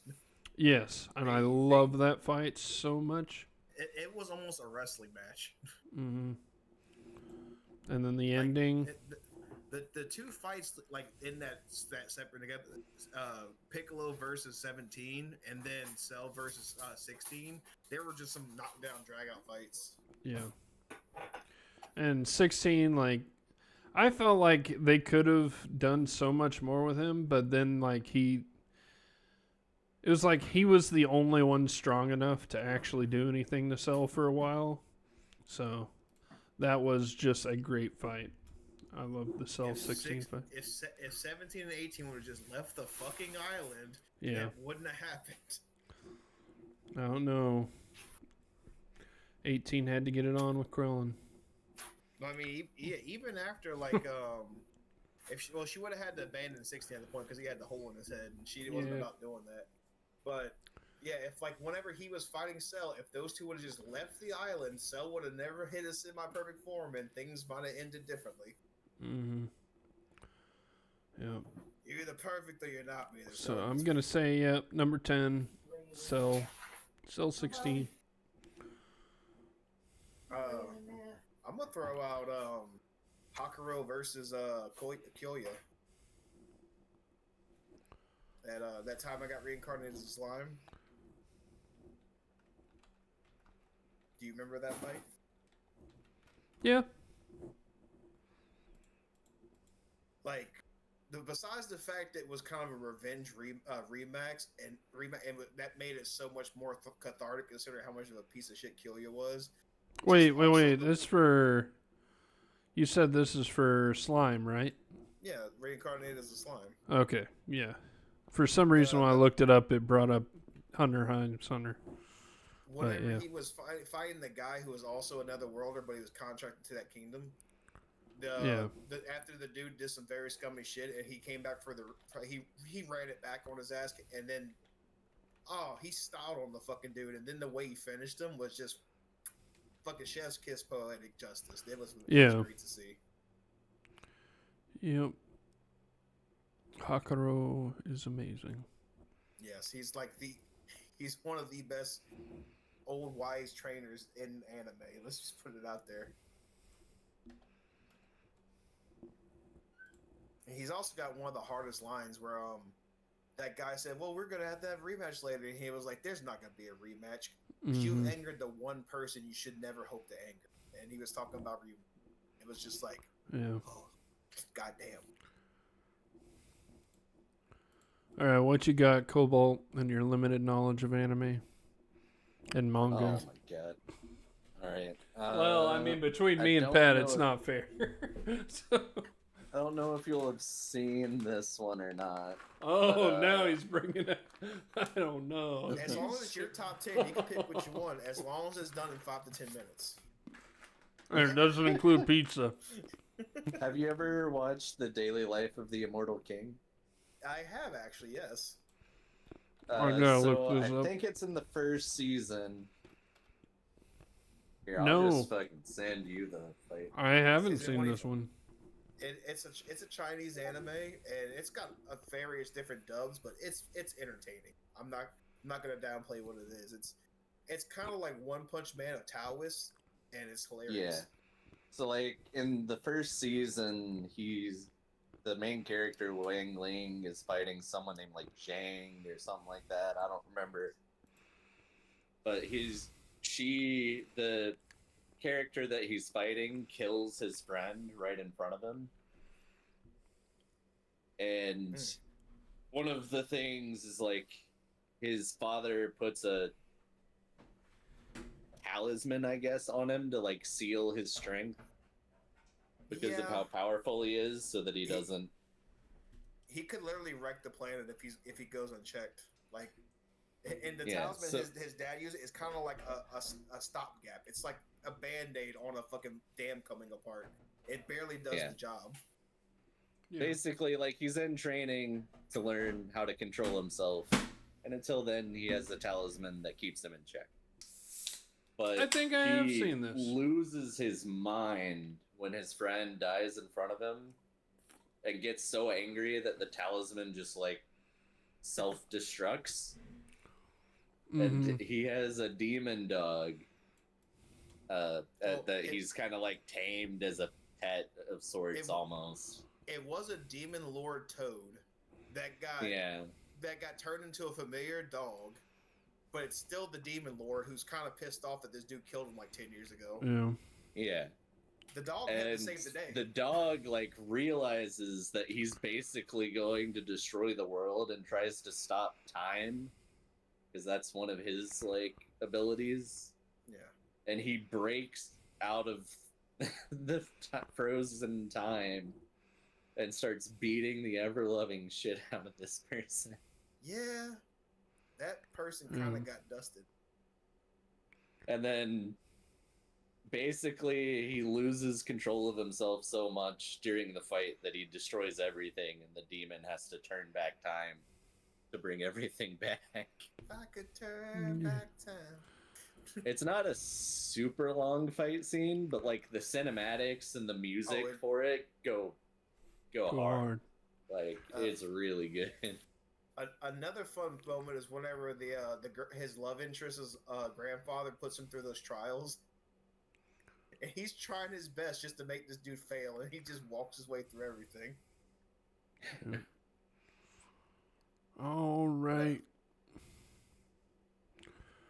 Number 9.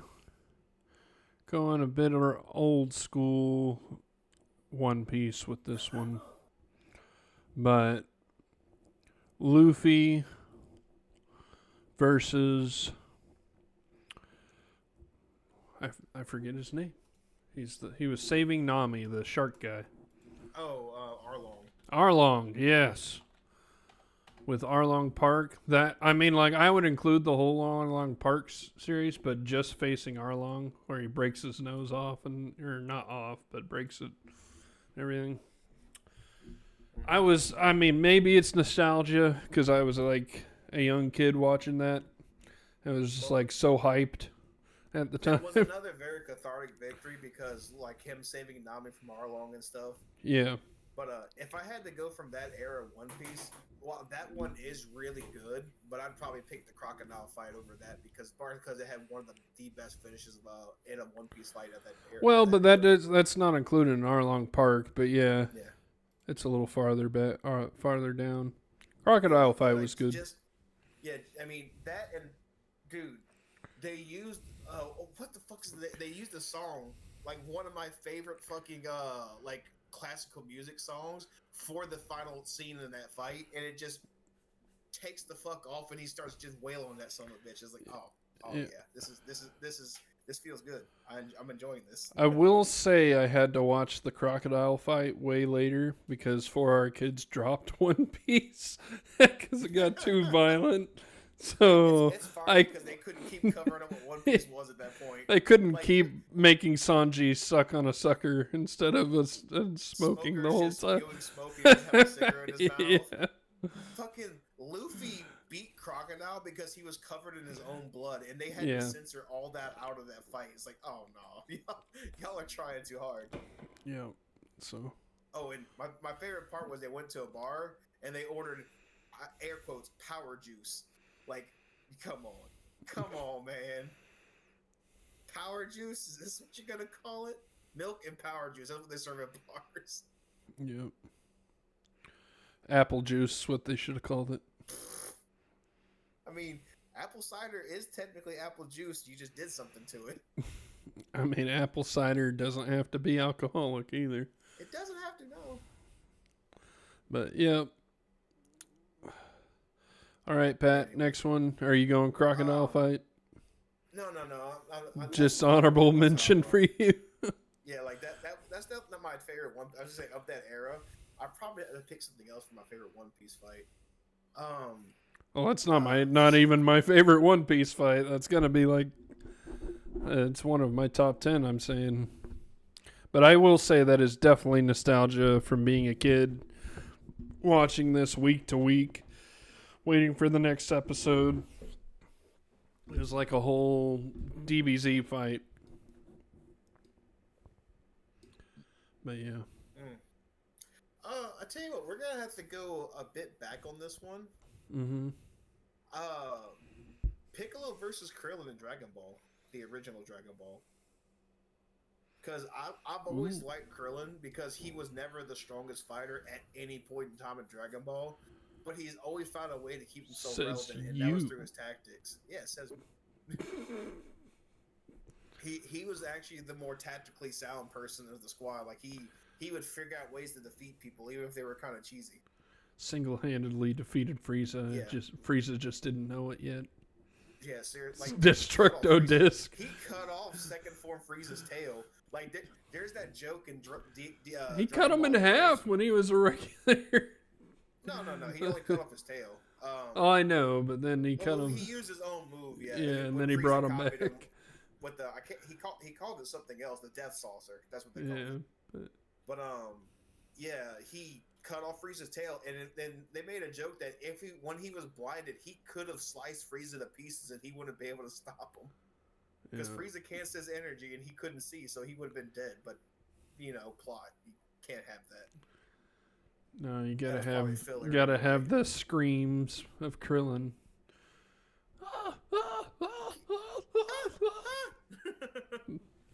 And then you gotta have the death counter come up afterwards. Bing. But all right, what you got, Mr. Cobalt? Have you even seen these fights, Cobalt? Did you watch Dragon Ball or One Piece? I watched a little bit of Dragon Ball. I'm not really a huge fan of One Piece, personally. Oof. Well, it's a little too goofy for me. Like, I can see that it's good, but it's a little outside of my... Like, Dragon Ball was definitely, especially the first half of Dragon Ball was way goofier. Like, it started getting a little more serious later on, but I can see that could be off-putting for some people. Dude, Dragon Ball, the original, was goated. Do you want an older anime fight or a newer anime? It's your top 10, so whatever's in your top 10. It could literally be Ruby versus whoever. For a lower, or we're going lowest to highest, right? Sure. 10. I've been on my 10 and 9, so. Okay, so I would say Jiraiya versus Pain. Ooh. Oh, nice. Sorry, Dad had to come in and tell me. How to Train Your Dragon on Peacock. Top 10 How to Train Your Dragon fights. Yep.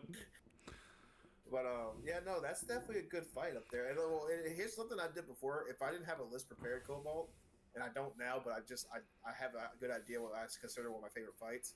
Just name some of your 10 favorite fights, and then order them later if you want to do it that way. Yeah, I mean we'll have honorable mentions. I've got like 4 or 5.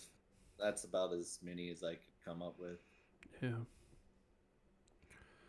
All right. Number 8 for me. All right, this is hard because I get into so many, but number 8, we going Yu Yu Hakusho. I was just thinking of a Yu Hakusho fight. Yeah.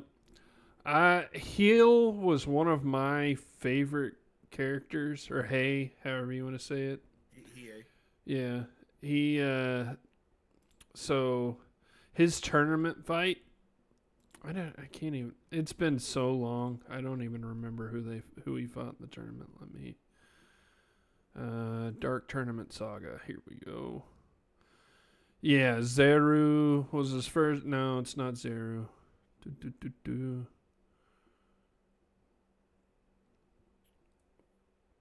Yeah, I guess it is Zeru. Did he not have the second fight? It doesn't seem... Oh, here we go. Kuro. There we go. The Kuro Momotaro fight. Guy with a spade on his forehead. I was gonna say, was that Also whenever known he as did Poison Peach Boy. the Dragon of the Darkness Flame for the first time? Yeah. I Or the sword? loved. Yes. Yep. It's when he takes off his band, I think, and for the first time, and then like his third eye is shown and just goes haywire. Love that. Love that so much. So that's my number 7. What you got?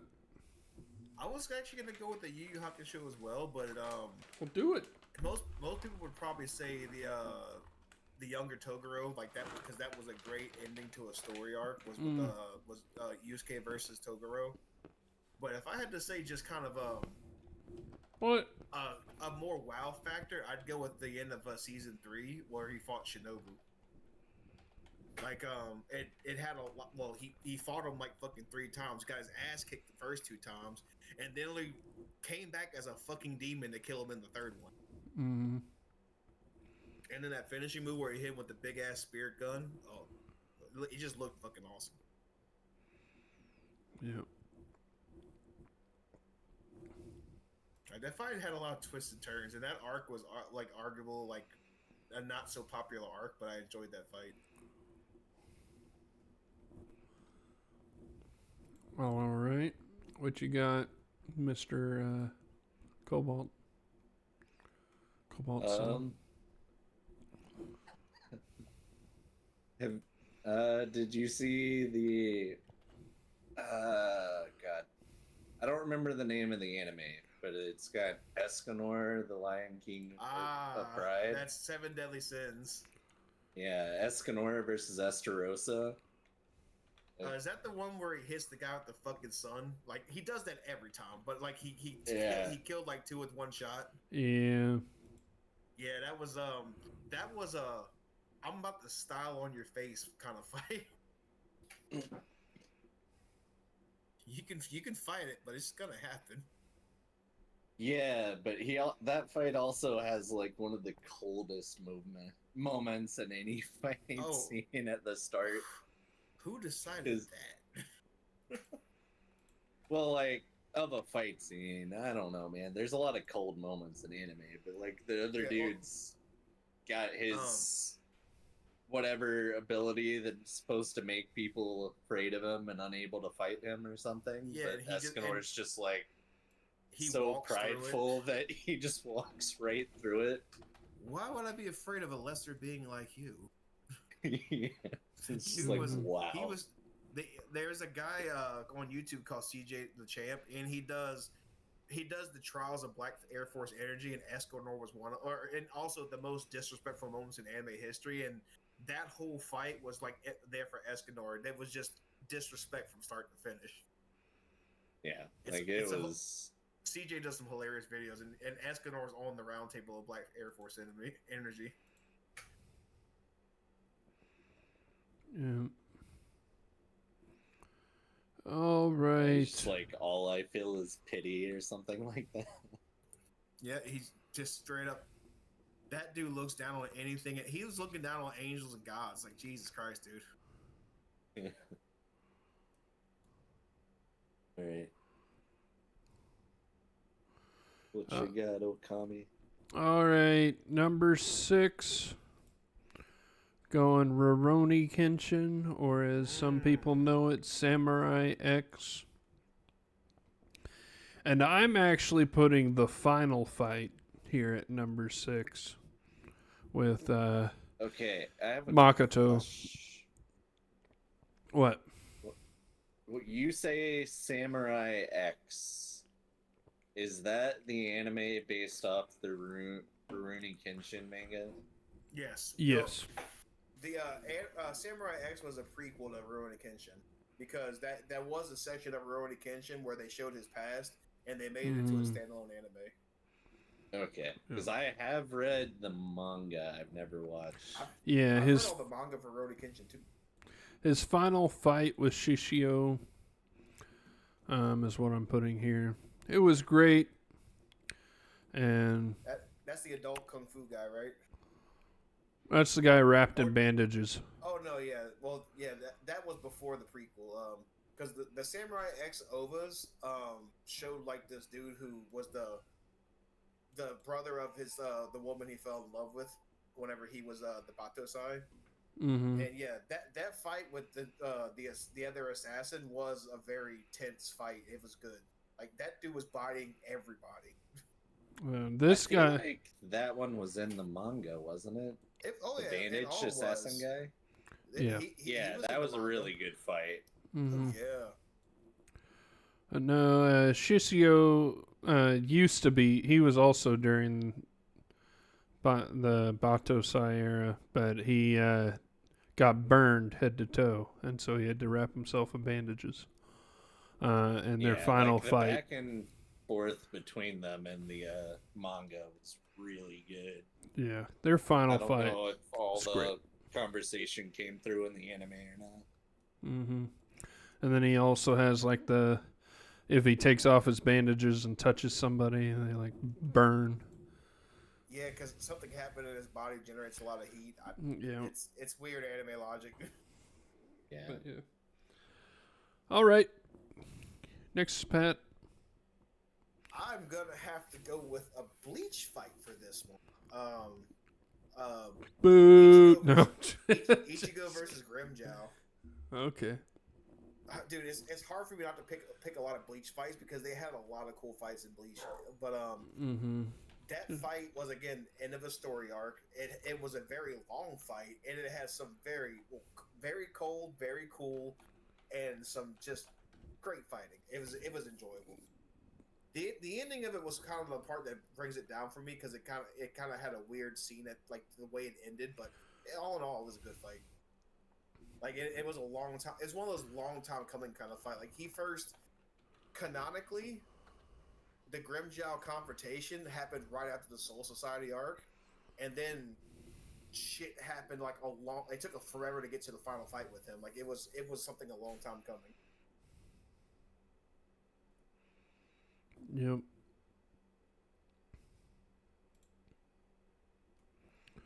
All right. What you got, Cobalt? So this would be lower down on my list, but like all of the fights from Eminence and Shadow with Mundane Man in them. Just Mundane Man's Torment arc is your number 7, huh?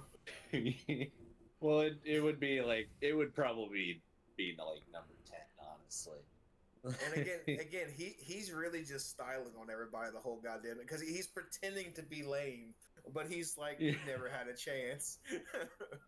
Yeah, like it's just absolutely wild. Like from the very beginning when he just like pretends to sneeze or like crack his neck or something and dodge Yeah, the first dude to like the final fight he's was just actively, wild. He's actively trying to make it not easy for himself. Like he's trying to win, but make it look like oh, this was a fluke. Oh, I wasn't. I just happened to win. He's a son of a bitch. Shadow is a son of a bitch. All right. Sid Kagano, Mundane Man. Pick a name. John Smith.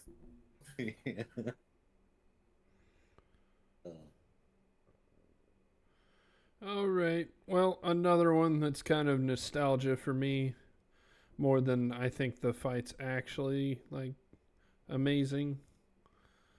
Has got to be Naruto, Sasuke, and Sakura in their first official battle when they had to fight one of the legendary swordsmen. What was his? I can't remember the guy's name. Yeah, but Hedon. Was it Hedon? No, wait, I don't think it was Hedon. Talking about before It's the their battle on the first bridge? one. No, it's their first fight. I gotta. Yeah. So they fight. Is it Haku, who's his apprentice? Okay, so it is the battle on the bridge. Yeah, and then they fight. Why can't I remember Haku's name, but not the other? Because Zabuza. Zabuza. That's, Well, I mean, Zabuza didn't really fight on the bridge. He got taken to an operating table, and Kakashi took him apart.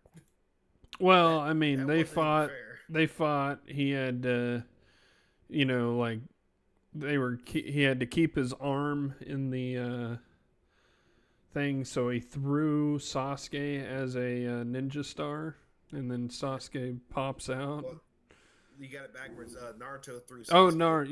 yeah. Oh no, Sasuke threw Naruto. My bad. Yeah. Yeah.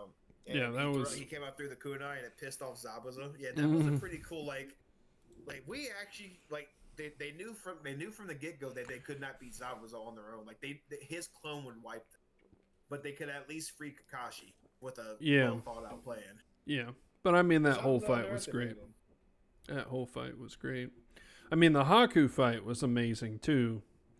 Thought it ended a little abrupt, but yeah, Haku didn't really want to fight, so that's kind of on him.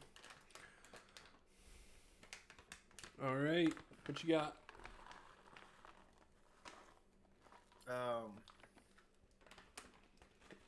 No, I'm not gonna put that. You know what? This is a hard one because we're on like 5 now, right? Or Mhm. 6. 5. We're on 5. Top 5 is gonna be kind of tricky because I got some favorite fights that are just like it's hard to choose at this point. Since it wasn't a big like plot line fight, but it was very good, I'm gonna have to go with the Shimazaki fight from Mob Psycho season 2. Basically, this dude who was like they're dealing with this organization that wants to try to rule the world, classic trope and all that stuff. And this guy is literally the number 2 guy of the organization. Like the number 1 guy is the only dude stronger than him in the organization, and he is bodying like 8 people at once in this fight. Like he is beating the shit out of them. They managed to pull off some good moves on him and start comboing this guy, and then it just turns ugly. Like they awoken a beast, but then it's really I can't go to. I don't want to spoil this fight. It is one of my favorites because of how well it went, how cool it was, and the ending was fucking great. Like the ending, still one of my favorite endings to a fight. I recommend it's just go watch Mob Psycho. It's a great anime. Yep.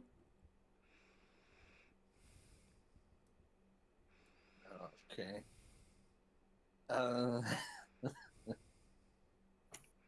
Most of the fights in Marshall, probably. I mean, Just for the absolute hilarity. Most of Marshall's fights aren't really fights. It's just like there are ones where like he's trying to figure out how to stop somebody.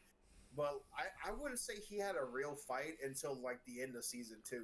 Whenever he was actually fighting like some of the top guys around, where he had to actually beat these guys. Everyone's like, I'm gonna keep doing moves until I just get one punch and your ass is lights out. Just wait, I'm gonna catch you.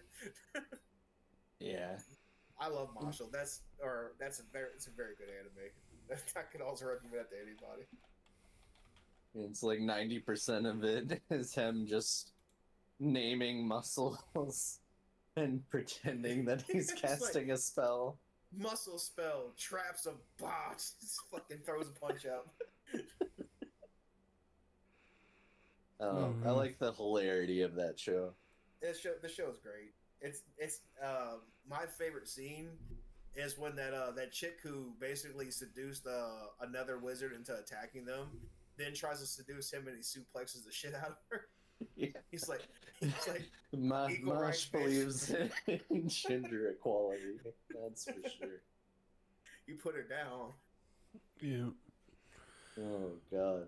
All right, number 4. Going into the big boys. Yeah, Gotta be tough. One Piece Marine Ford. Whitebeard shows off his fruit powers. Ace dies. Luffy. I mean, not to split hairs, but his Marineford's a battle. That's not a fight. It's an arc, but yeah. That was a war. No, I'm specifically talking about right when they start like they the it's whole taken thing three goes. admirals. It's taken three Yeah, admirals to stop what he's doing. that's basically right when Whitebeard shows up, which it only lasts I think 3 episodes. As soon as Yeah, he like gets there and basically destroys everything in its path until they open with the big guns on that one. that fight.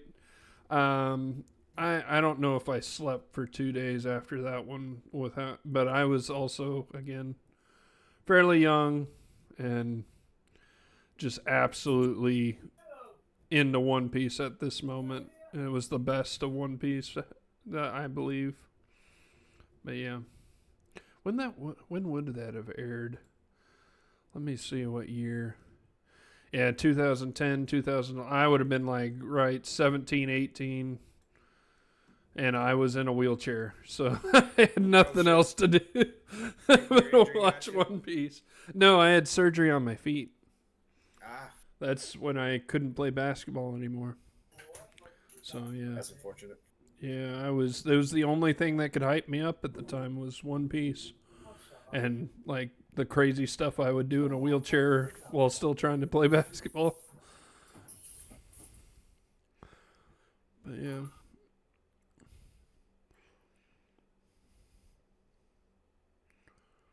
All right, Pat, you're up next. Uh,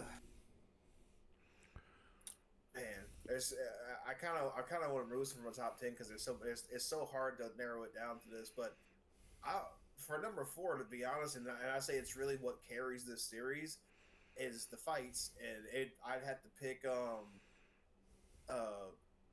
can't remember his name. The main character from Solo Leveling versus Egris the Blood Red. And from Really? the final A fight of solo season 1. leveling is in here, huh? Yeah, Solo Leveling's got some great fights, and it's hard not to pick things that are from UFO table titles. Are we getting? I can't pick something from Solo Leveling mostly because I know the best fights are yet to come. Yeah, right. If they do them right. I haven't read much past the current arcs there are, but I know it's only going to get crazier. But even with how cool season 2 was, with like the Ant King fight and the Demon Lord fight, fucking the Egris fight is still my favorite fight of the series because one, things start getting kind of crazy after the Egris fight. This is like the last time I felt he was really truly pushed to the edge and challenged and nearly died. Was Egris put him through his paces. And it's got one of the coldest antagonist moments too, because we're talking cold anime moments. Whenever he puts his weapon away and makes a pose like he wants to fight behind it, Egris throw his weapon aside. I got hands, bro. Let's go. You want to bring out the fist? I could do this all day. He bodied fucking Jinwoo. Yeah. Jinwoo got one kick off, and that dude got him in a Tekken combo. Yeah. All right. Cobalt, you running out of battles? Nah, I've got some more. I'm having to look through Crunchyroll and remember shows that I haven't watched in a while. But Rick versus Broston and the Austin Newbie adventure or whatever adventure. Oh, the final fight of the Osan Newbie adventure. Yeah. I haven't seen this one yet. Looking dude. If I had to describe it in one sentence, and this is what I told my friend, it is the most wholesome fist fight in anime. Yeah. These two are just like, let's just duke it out, bro, and they go at it. They get active. Yeah.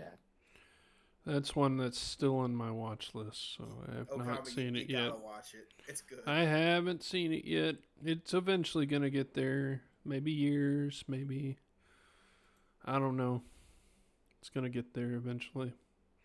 Dude, I love the poor training arc. That training arc the poor blonde girl has to go through. Yeah. All right. Now this one I don't think people expected, but I've said it before. I think this series it was just made for me. I don't know what it is. I don't know why I love it so much. Well, I kind of know why. But it literally just ticks every box for me. And it's not even like a slice of life or romance, which is weird because that's usually what I love. But Saga of Tanya the Evil. Uh-huh.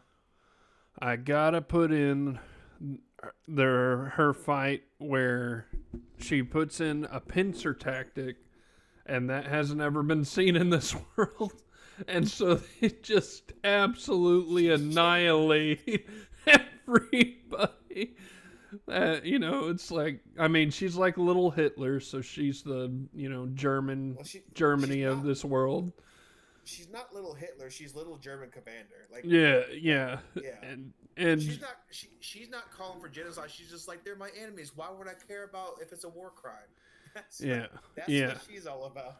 Yeah, and so maybe it's because of the hilarity of the situation. Maybe it's because of just the absolute like disregard of human life in that section where she literally is just okay. Now she's like, oh, we're losing. And at least they think we are, and then like there's a bunch of people behind them. And then she like says fire or something, and they're all like, "What?"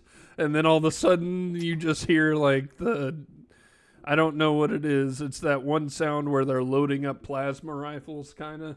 You just hear that, and then like everybody goes, "Oh shit!" That's yeah. That's just the end of the fight, essentially. But I love, yeah, that one. I've got to put it number 3 for me. It gave me so much happiness. I don't care what you think that says about me, but I love that so much. It's anime. It was entertaining. I was, I was like, Comics ready to start a crusade. yeah, that was. I gotta say, Saga of Tanya the Evil gave me back my love for anime for a bit there. Nice. So I was in a rut that I didn't really like it anymore, and then I will say there was a moment a few years ago where anime kind of hit a lull, where there was so much garbage content being put out. It was like 90% disappointing content for like a couple years, but then they started coming back. They started coming back with good shit. Tanya was one of those where they just. I haven't seen the whole thing. I just know Tanya kind of brought the genre back. Like it got more popular after that show came out. Yeah, and I haven't even seen the last movie from Tanya yet, so I'm hoping to watch that sometime soon. Yeah. All right, Pat. And while it's probably not the greatest fight for like a narrative, but it is probably like at the time for this series, it was one of the best spectacles and some of the best animation in a fight and choreography was Goku versus Cell. Like there are some parts of the fight where it's slow, but it's still like they're playing like chess while fighting, like who can land a hit, who can get this going. But then there are parts where things just take the fuck off and you just like high speed combat. And it's got one of my favorite moves in Dragon Ball, which is the warp Kamehameha, the instant transmission Kamehameha. Like the oh shit moment on Cell's face when he realizes, oh, I done goofed, and he gets blown to pieces. Will always be one of my favorite moments in anime. Goku versus Cell definitely my number. Not Teen Gohan. Super Saiyan That 2. wasn't really a fight. Like Teen Gohan was 3 phases of taking a beating.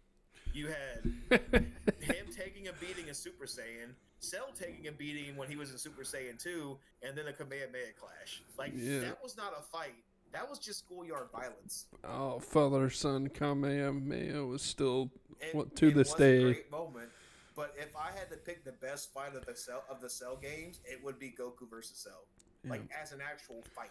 Yep. Not a beating, a fight.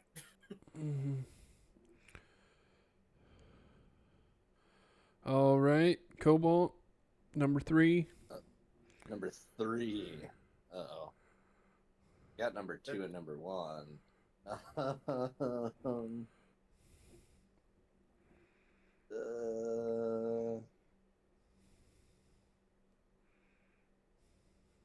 Really, there's something in here.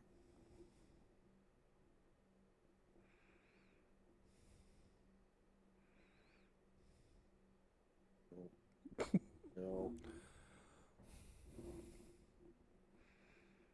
Oh, Shangri-La Frontier. Ooh. I forgot all about Shangri-La Frontier. I didn't forget. It's just too recent. It's recency bias Right. for me.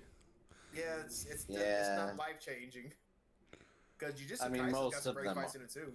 I mean, all the Yeah, fights are it's- great, and honestly, it's one of the better series today. So, yeah. It's that one. It's just like some of the fights are hilarious, but a lot of them it's just like really good choreography. Yeah, the final fight in season 1 was very spectacular. It was an amazing Yeah. fight. Yeah. And him solo running at like level 10 versus that legendary Fenrir Wolf thing, that was the wolf Yeah. had That to was cheat nuts. to kill him. That's bullshit. Yeah. All right. Number 2. Number 2. Oh man, there's so many good ones. I know it's hard to pick. So many. I want to pick another DBZ fight. I might have to. DBZ Frieza. It just. It was the culmination of everything you wanted. It And- debuted Super Saiyan. Yeah. It was a lot of build up from the beginning of the Saiyan saga up to this. Like it culminated the culture of the Saiyan race and the Frieza Force and all. I wish I could include the Ginyu Force in this, but no, it's got to be Goku Frieza, which they were do already have a lot of great hooked on by fights. that. Oh, they were hilarious, which all made them all great. But the fights are good as all. The Hercule Hercule fight versus, is it Vegeta or You said Ginyu, Ginyu Force? and it's Raccoon. I mean, not Raccoon. Yeah, Raccoon. yeah, Sorry. Raccoon versus Vegeta was pretty cool. The pile driver, Yeah. the work in progress final flash moment that was pretty good. Oh, just him standing there menacingly, striking a pose. Dude, somebody had the best description of that. He hits him with his attack, and then he comes out the smoke with the zestiest pose in Dragon Ball. What is this? Yes. I showed that to you in age. Yeah, I absolutely loved that fight, but it's got to be Goku Frieza. And it is like the birth of Super Saiyan 2. Basically, the Birth end of Super Vegeta's Saiyan. Super Saiyan. The end of Vegeta's villain arc, because after that he had already started changing for the better, but it kind of solidifies that with the end of that arc. And it was a very narratively big fight of the series. Yeah. But I'd argue that I would prefer technically Goku versus Vegeta, because that one was it had a lot going for it as well, with the whole high class warrior versus low births Saiyan. The and all the that stuff. only thing that edges Goku versus Frieza out is that Vegeta, even when Vegeta was there, is like there's somebody stronger. It is mentioned. Whereas Frieza was like, okay, that's it. And now eventually they did like move on, and there was something else. But at the moment, that was the strongest person ever. And the reason why I'd probably put Goku versus Vegeta higher personally for me is, while Frieza was definitive, but when he went final form against Goku, it was pretty much just Goku versus Frieza. Did kill Krillin and make him go Super Saiyan. But you realize how much it took for them to beat Vegeta is kind of ridiculous. Goku had to push his body to the point where it's being torn to shreds. Then Gohan and Krillin came back. Yajirobe had to cut off his tail. And then they had to tag team a Spirit Bomb. And that still didn't beat Vegeta. He was still like, is that all you got, bitch? Yeah. I mean, the Raditz Piccolo and Goku fight was pretty good too. Cool as well. Yeah, where he has to do his beam through Goku. Yeah. But if I had to pick a, like I said, if, for me personally, if I had to pick a fight just for being a fight, I would have to pick. Well, you Goku versus pick it Cell. on yours. That's I'm my just saying number two. I'm Quit, just saying quit. that's why. Get your That's number why I'm two saying out of here. I'm picking that. That's why I picked Goku versus Cell because that's more of a like a fight. Yeah. Like it was Frieza versus Cell. Quit, Was just quit, Go, quit, quit. I'm just talking about the fights. Stop. I know you are. I know you are, but it's your top 10, and we're talking about Goku versus Frieza. You now, my 2 and 1 are not Dragon Ball Z fights. Well, then too bad you didn't put them in there. I put Goku versus Frieza in mine. I'm just explaining why Goku versus Cell is my top as far as Dragon Ball goes. But you didn't have it in there. Goku versus Cell? No, Goku versus. You said Goku versus Vegeta. No, I said Goku versus Cell is my top Dragon Yeah, but you're not. I don't want to hear about your Goku versus Vegeta thing. Yeah, we were just when mine is Dragon about Ball Goku versus Frieza in my top 10, and you don't even have that in your top 10. I'm just talking about it, dog. This is nothing. I'm not judging your top 10. I'm just explaining. You are. How I feel about it. You I'm judging explaining it. how I feel about it. You judging it. No, yeah. As far as my perspective goes, I'm not discondoning your list. I'm just saying, as far as I go, It sounds like it. Sounds a lot like it. I'm just saying I like mine better. That's all I'm saying. So you don't like my list? I see. No, I just don't agree with that. Dude, it's just you asked for a preference. That's what I'm talking about. I did not ask you for a preference. I asked you for your top 10, and if your top 10 does not include it, it's not included. And it's not included. It's not included. A top 10's a preference. And Goku versus Pat, Cell. Pat, we're not disagreeing on that. I'm saying your top 10 doesn't include it, so it didn't get talked about. We're just talking about it. You made a deal about it. I'd say you were when I'm trying to talk about Goku versus Frieza. Yeah, and I'll just say I prefer that, but yeah, Goku versus Frieza is a good fight. I'll just say I prefer the one versus Cell. All right, I guess we won't talk about Goku versus Frieza, but do yours. No, I was just don't do yours. I'm done. No.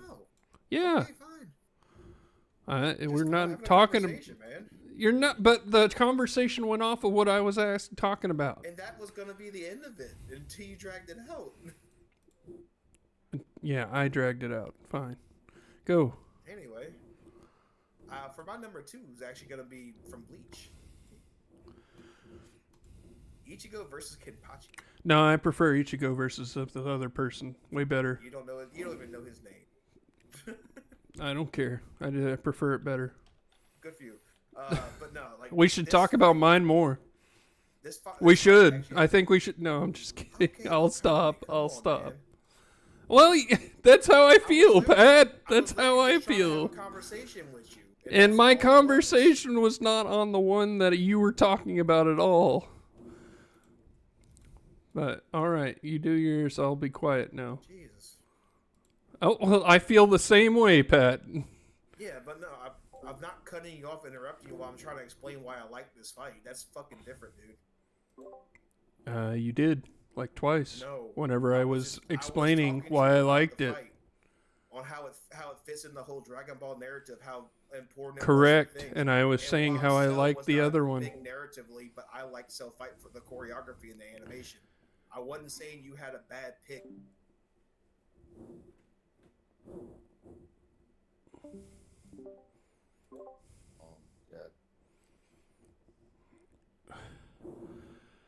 Oh, well, what's yours?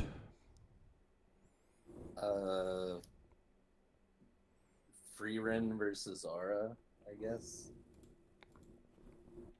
That was a quick one. Yeah. I mean, it was kind of like an instant classic for me, though. Like, it was a really good fight scene. If you can call it a fight scene, honestly.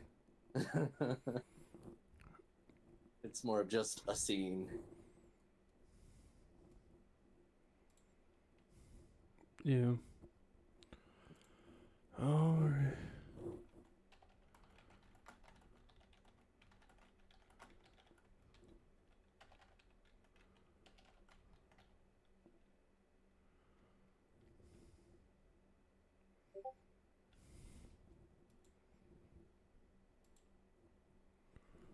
What's your top one? How can Okami? something be table talk otaku when you get punished for trying?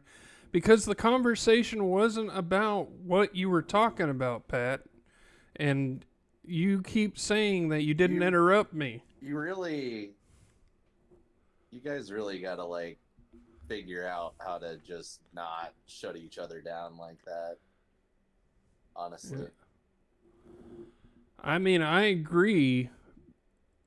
But every time I talk about something, it's like it seems that like there's a different thing that's better.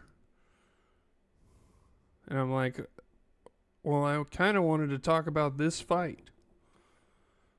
And he said we got through it, but we only like talked a little bit about it. I want to talk about the Destructo disc that Goku did, the I mean, I didn't Super see Final episode, Form, so I couldn't say anything about it. Yeah. Like I could talk about other Dragon Ball Z stuff, but I did not watch the Frieza arc.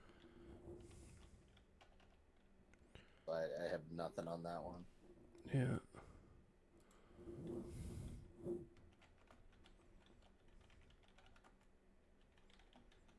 Well, I can't say anything because if I say anything, it's going to be the wrong thing. So, because I disagree. A conversation is fluid in one direction, does not go off of another spot.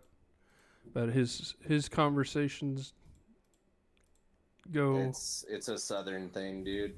I'm from the South. You don't talk like someone from the South as someone that's lived there True. for over 25 years. Yeah.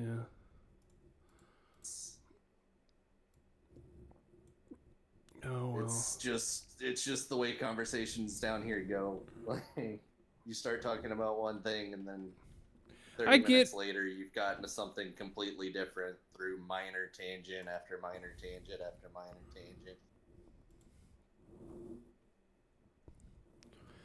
I don't know.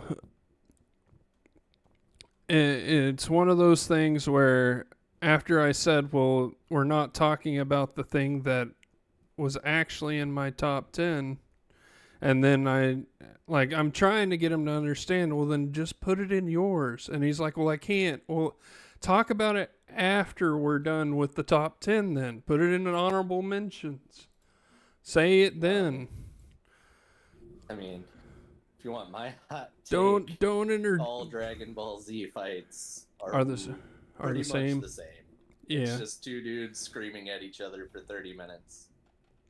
3 episodes in a row until one of them beats the other.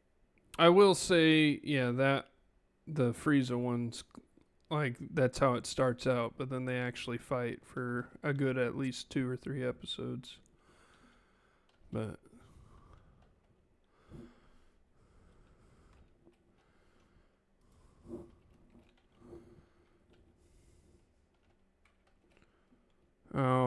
he completely went offline. I can't do anything about that. Oh well, Pat, if you are listening, get back in here, do your top 2, and please, when I'm talking about my fights, I just ask that you try to stay on the fight topic, not go off on other ones. And if you want to, we can do that, but we'll do it when it's honorable mentions. Because that's what they're for.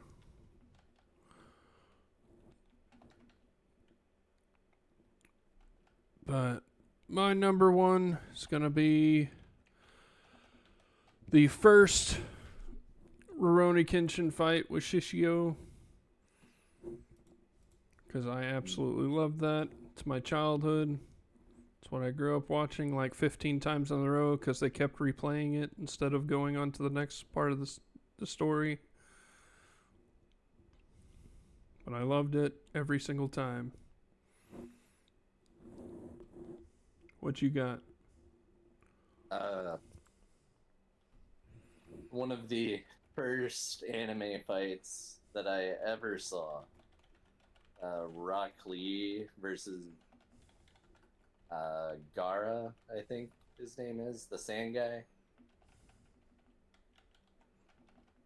Is that the one where he like opens all the gates and like drops the weights mid fight?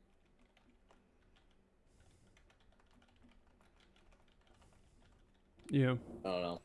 It was just like it was one of the first fights that I ever saw in an anime, and it's probably the fight that got me to start watching anime.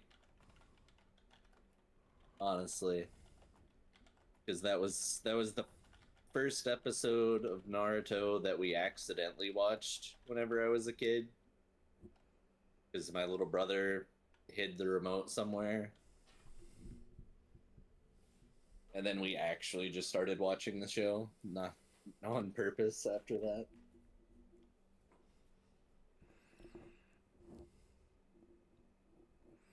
Mm.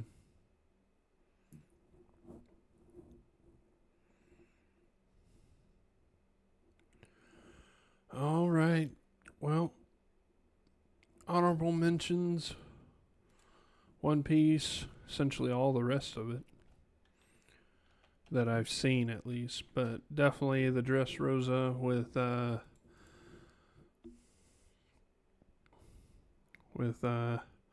Luffy and Doflamingo. Like the whole Crank Island, Fishman Island. There's a bunch, but Yeah, I haven't seen most of those. where did you start? Did you start watching One Piece at all? I watched like probably 10 minutes of an episode, and it was just so goofy that I was done. Oh, okay. It's I think it's it not gets really my art style to start with, and then Mhm. just all the stretching weird stuff that goes on. I was just like, what even is this? Yeah. But I will say that the anime is probably more serious in the first 3 arcs. There's too many And episodes now, though. I'm well, not gonna yeah. No, I mean, and then it does get just outrageously silly the rest of the time, but I mean, I like it. So,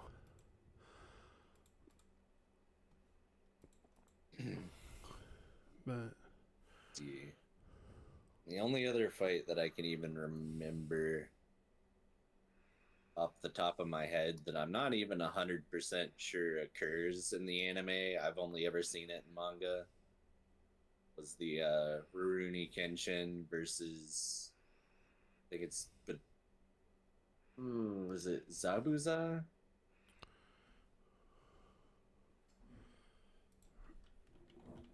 No, I'm thinking the wrong guy.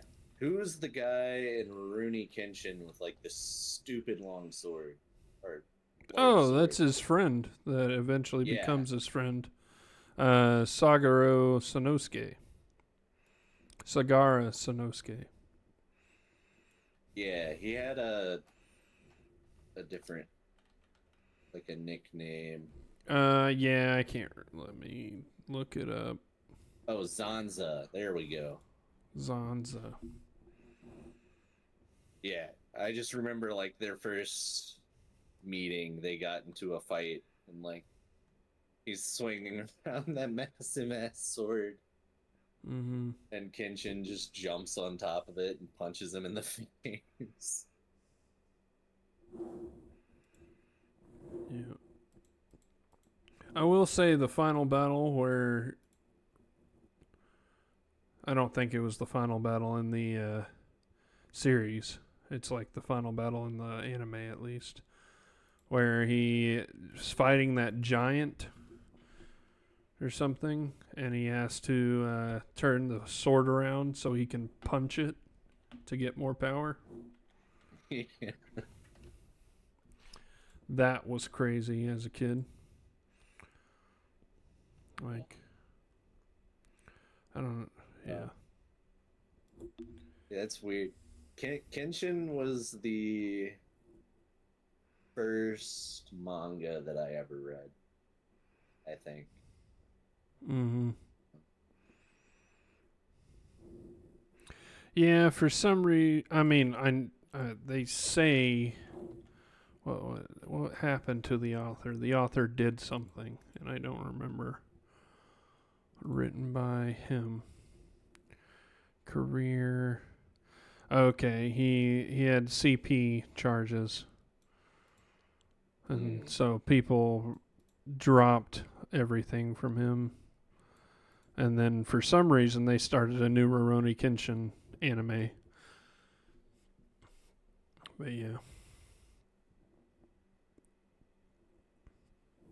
That's still going on right now. Ongoing. Oh, jeez. Well, that wasn't until like 2017 that stuff happened. Yeah, Yeah. but 2023 is when they start the new anime. Oh. Yeah, I mean, I didn't know anything about that. I never watched Yeah. the anime. I didn't even know they made one. Yeah, I want to. I haven't read, so I can't say anything. But the original anime series was amazing. Had 95 episodes. It was great. They also had a movie. One, two, three movies, and then the fourth one, but I don't know if it's a. Yeah, it's an OVA, so I don't know if that technically counts. But I think that one just tells the story. I don't think it's actually because they call it the new Kyoto arc. I don't. Shishio's back, so I don't think that's a new one per se. I think that's an old story that they just revamped. But then they did the live action, which actually got a lot of traction. And the first one was really good. I have the first one on DVD or Blu-ray, but I haven't seen the others. I'll have to see what those live action films. Kyoto Inferno, The Legend Ends, The Final, The Beginning. But yeah. All right. Any other honorable mentions before we go to the themes or the recommendations? Well, I guess hot take of the week. But without Pat, it's a little hard to do that one. I got no other recommendations. What even is that? Yeah, that one will be a little bit difficult because I'm probably just going to wind up agreeing with you for the most part on that one. I think Pat would too, to a point. But I mean, it's definitely something I could talk about. yeah. We'll just go over it real quick. Hot take of the week: there's no problem with unemployment, only a problem with laziness. The hot take here is more that there are a lot of places looking for employment, like wanting to hire people. But just because you don't want to do that job doesn't mean that you can't find one.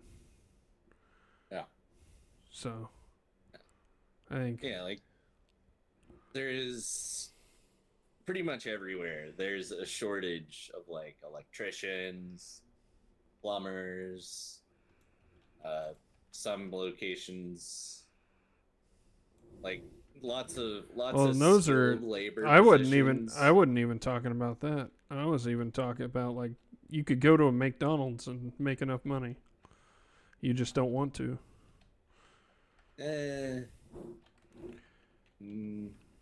If you put your heart and soul into McDonald's, you definitely can get manager easy, and then you can make enough money to live off of. Promise. I mean, I'm not making that much. Probably that's one of those ones where, like, you do need some level of, like, organizational / leadership skill, just a little bit, not a ton, but some people have none.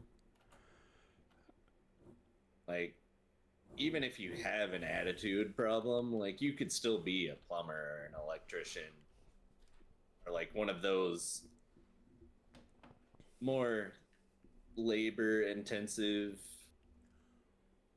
jobs than say being a manager somewhere.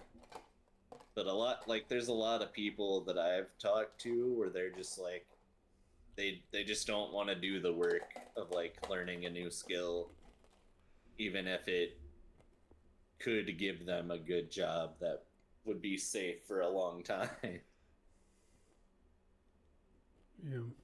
Like, I don't know. I mean, don't get me wrong. Not everybody can be an electrician, Yeah. but there are enough like slightly skilled labor jobs out there where like most people, if they put in a little bit of effort, could pick it up. Well, I'm also talking about like we went to a Wendy's, and there was this black guy there, and I don't think he's like necessarily the best worker or anything, but he was just happy to be there, and he was probably, I want to say, mid 40s. At the most, he was probably late 30s. But he just welcomed everybody, got everyone in the whole building fired up. He wasn't even the manager, because the manager has a different suit on at Wendy's.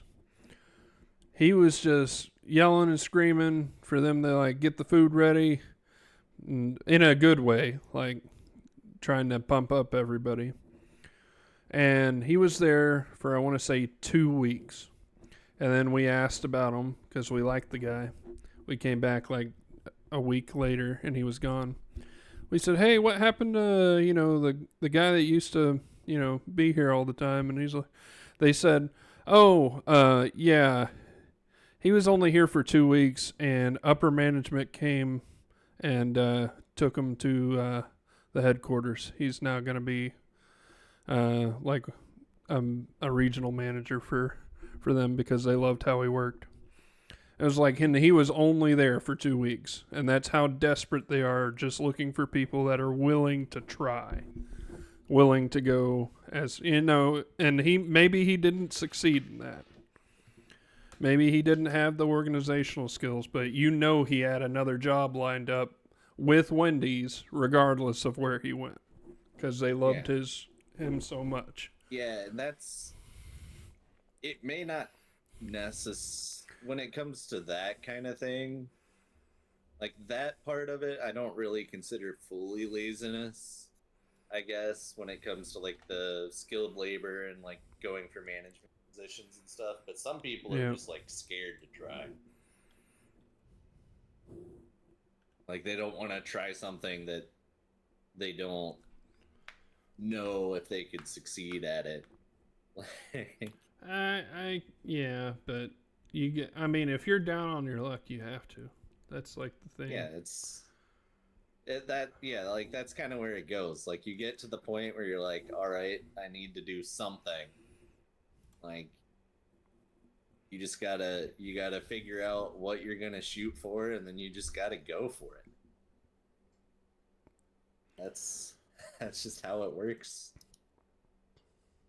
Like whenever I left college and tried to figure out what I was gonna do, like I didn't plan to go try to be a nuclear operator. I literally just went home, got on the Google machine, and was like, what jobs can I possibly do to set me up for later?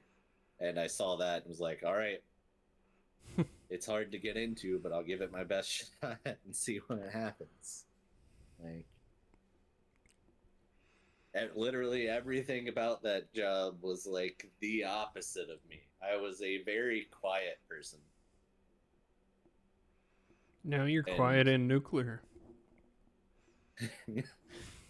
Okay, but it's a switch. Like, to be an operator for something like that, you have to be able to flip a switch and like take command and control of a situation as like the head guy, right? Like I was not a fan of that part, but it literally is just a skill they grind into you where like everything can be going to hell and you can be super scared, but you've trained on what to do and you just flip that switch, take control of the situation, calm everyone down around you and get things done. Like it's not something that I would ever have imagined that I would be capable of doing in high school or college even, because I'm not a person that typically wants to speak up in any kind of situation. But I don't know, man. It's that's I think that's one of those things where people just see an opportunity that's there and they try to think of themselves in that position and they just can't see it and they're scared to try to make that leap and they don't want to like go flip burgers at McDonald's because they're like, oh, that's beneath me. But if that's beneath you, but you're not willing to take the leap towards something that you think's above you, then where are you? Yeah. All right. Recommendations. What you got?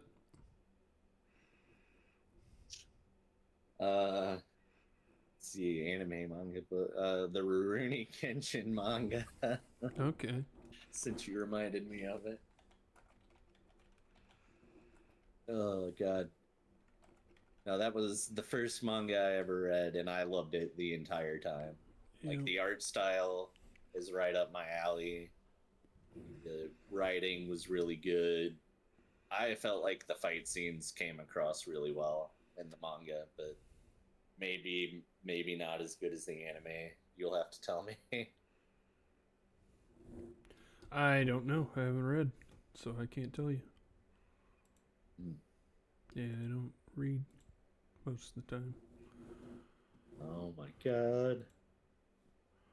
Uh, Tommy doesn't read. I don't watch anime. yeah. No, reading takes too much time, or finding the place to read it. Whereas anime is just so accessible today. And then also, I've got a ton of stuff to watch, so I'm just like, why would I read anything when I can just watch stuff? See, I just like pull that stuff up on my phone and like no matter where I go, I promise you I'm going to be waiting for like 10 to 15 minutes a day somewhere. So I'll just read for like 15 minutes a day while I'm waiting in line somewhere. Yeah, I don't know. Mine's with like, if I'm gonna watch or read anything, I'm like relaxing, so I don't want to put any effort to it. So just clicking a button and then watching it is much easier for me. So like, I guess if they could turn my pages for me, I might start, but I'm not gonna search that out, and I don't really want to. Or if they read it out loud, then maybe. Yeah, But I do read or listen to ebooks while I'm driving sometimes, but that's yeah, different. that I could do, but that's usually when I watch VTuber clips, or not watch, but like listen to podcasts or VTuber clips when I'm driving. So Yeah, I'd run out of those in like one drive. yeah, I only drive like 15 minutes. So Yeah. Yeah, like today I had to drive like 6 hours, so I got 6 hours through an ebook. yeah, and then when I'm at work, the only thing I can really watch or read or listen to is like sports commentary. So if I put the other stuff on, it'd be like, I don't know, real awkward. At least I think it would be. Yeah, a little bit, The probably. noises and everything that people make. So, all right. Well, my recommendation for this week is a band called Galileo Galilei. They are not a band anymore, but they were. Um, if anyone has seen, what's it called? I forgot the name of the anime. Anohana. They are the opening song called Aoi Shiroi. And the original singer, he has another band. I don't even remember what the name of his other band is, but he is great. Let me see if I can find him really quickly.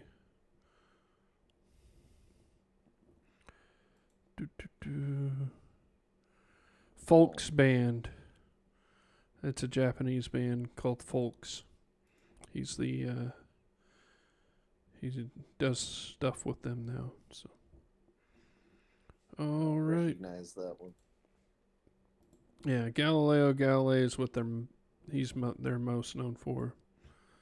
But he, the lead singer and the bass guitar player, made a new band, and I guess they're guitarist / drummer.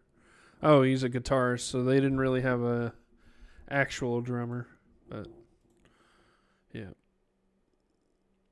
Galileo Galilei, their stuff is great. A lot of their just regular. I think they have 2 albums. I think that's it. Let me see. Oh no, they got studio albums. Here we go. They've got 1, 2, 3, 4, 5, 6. 3, 4, 5, 6, 7, 8 albums.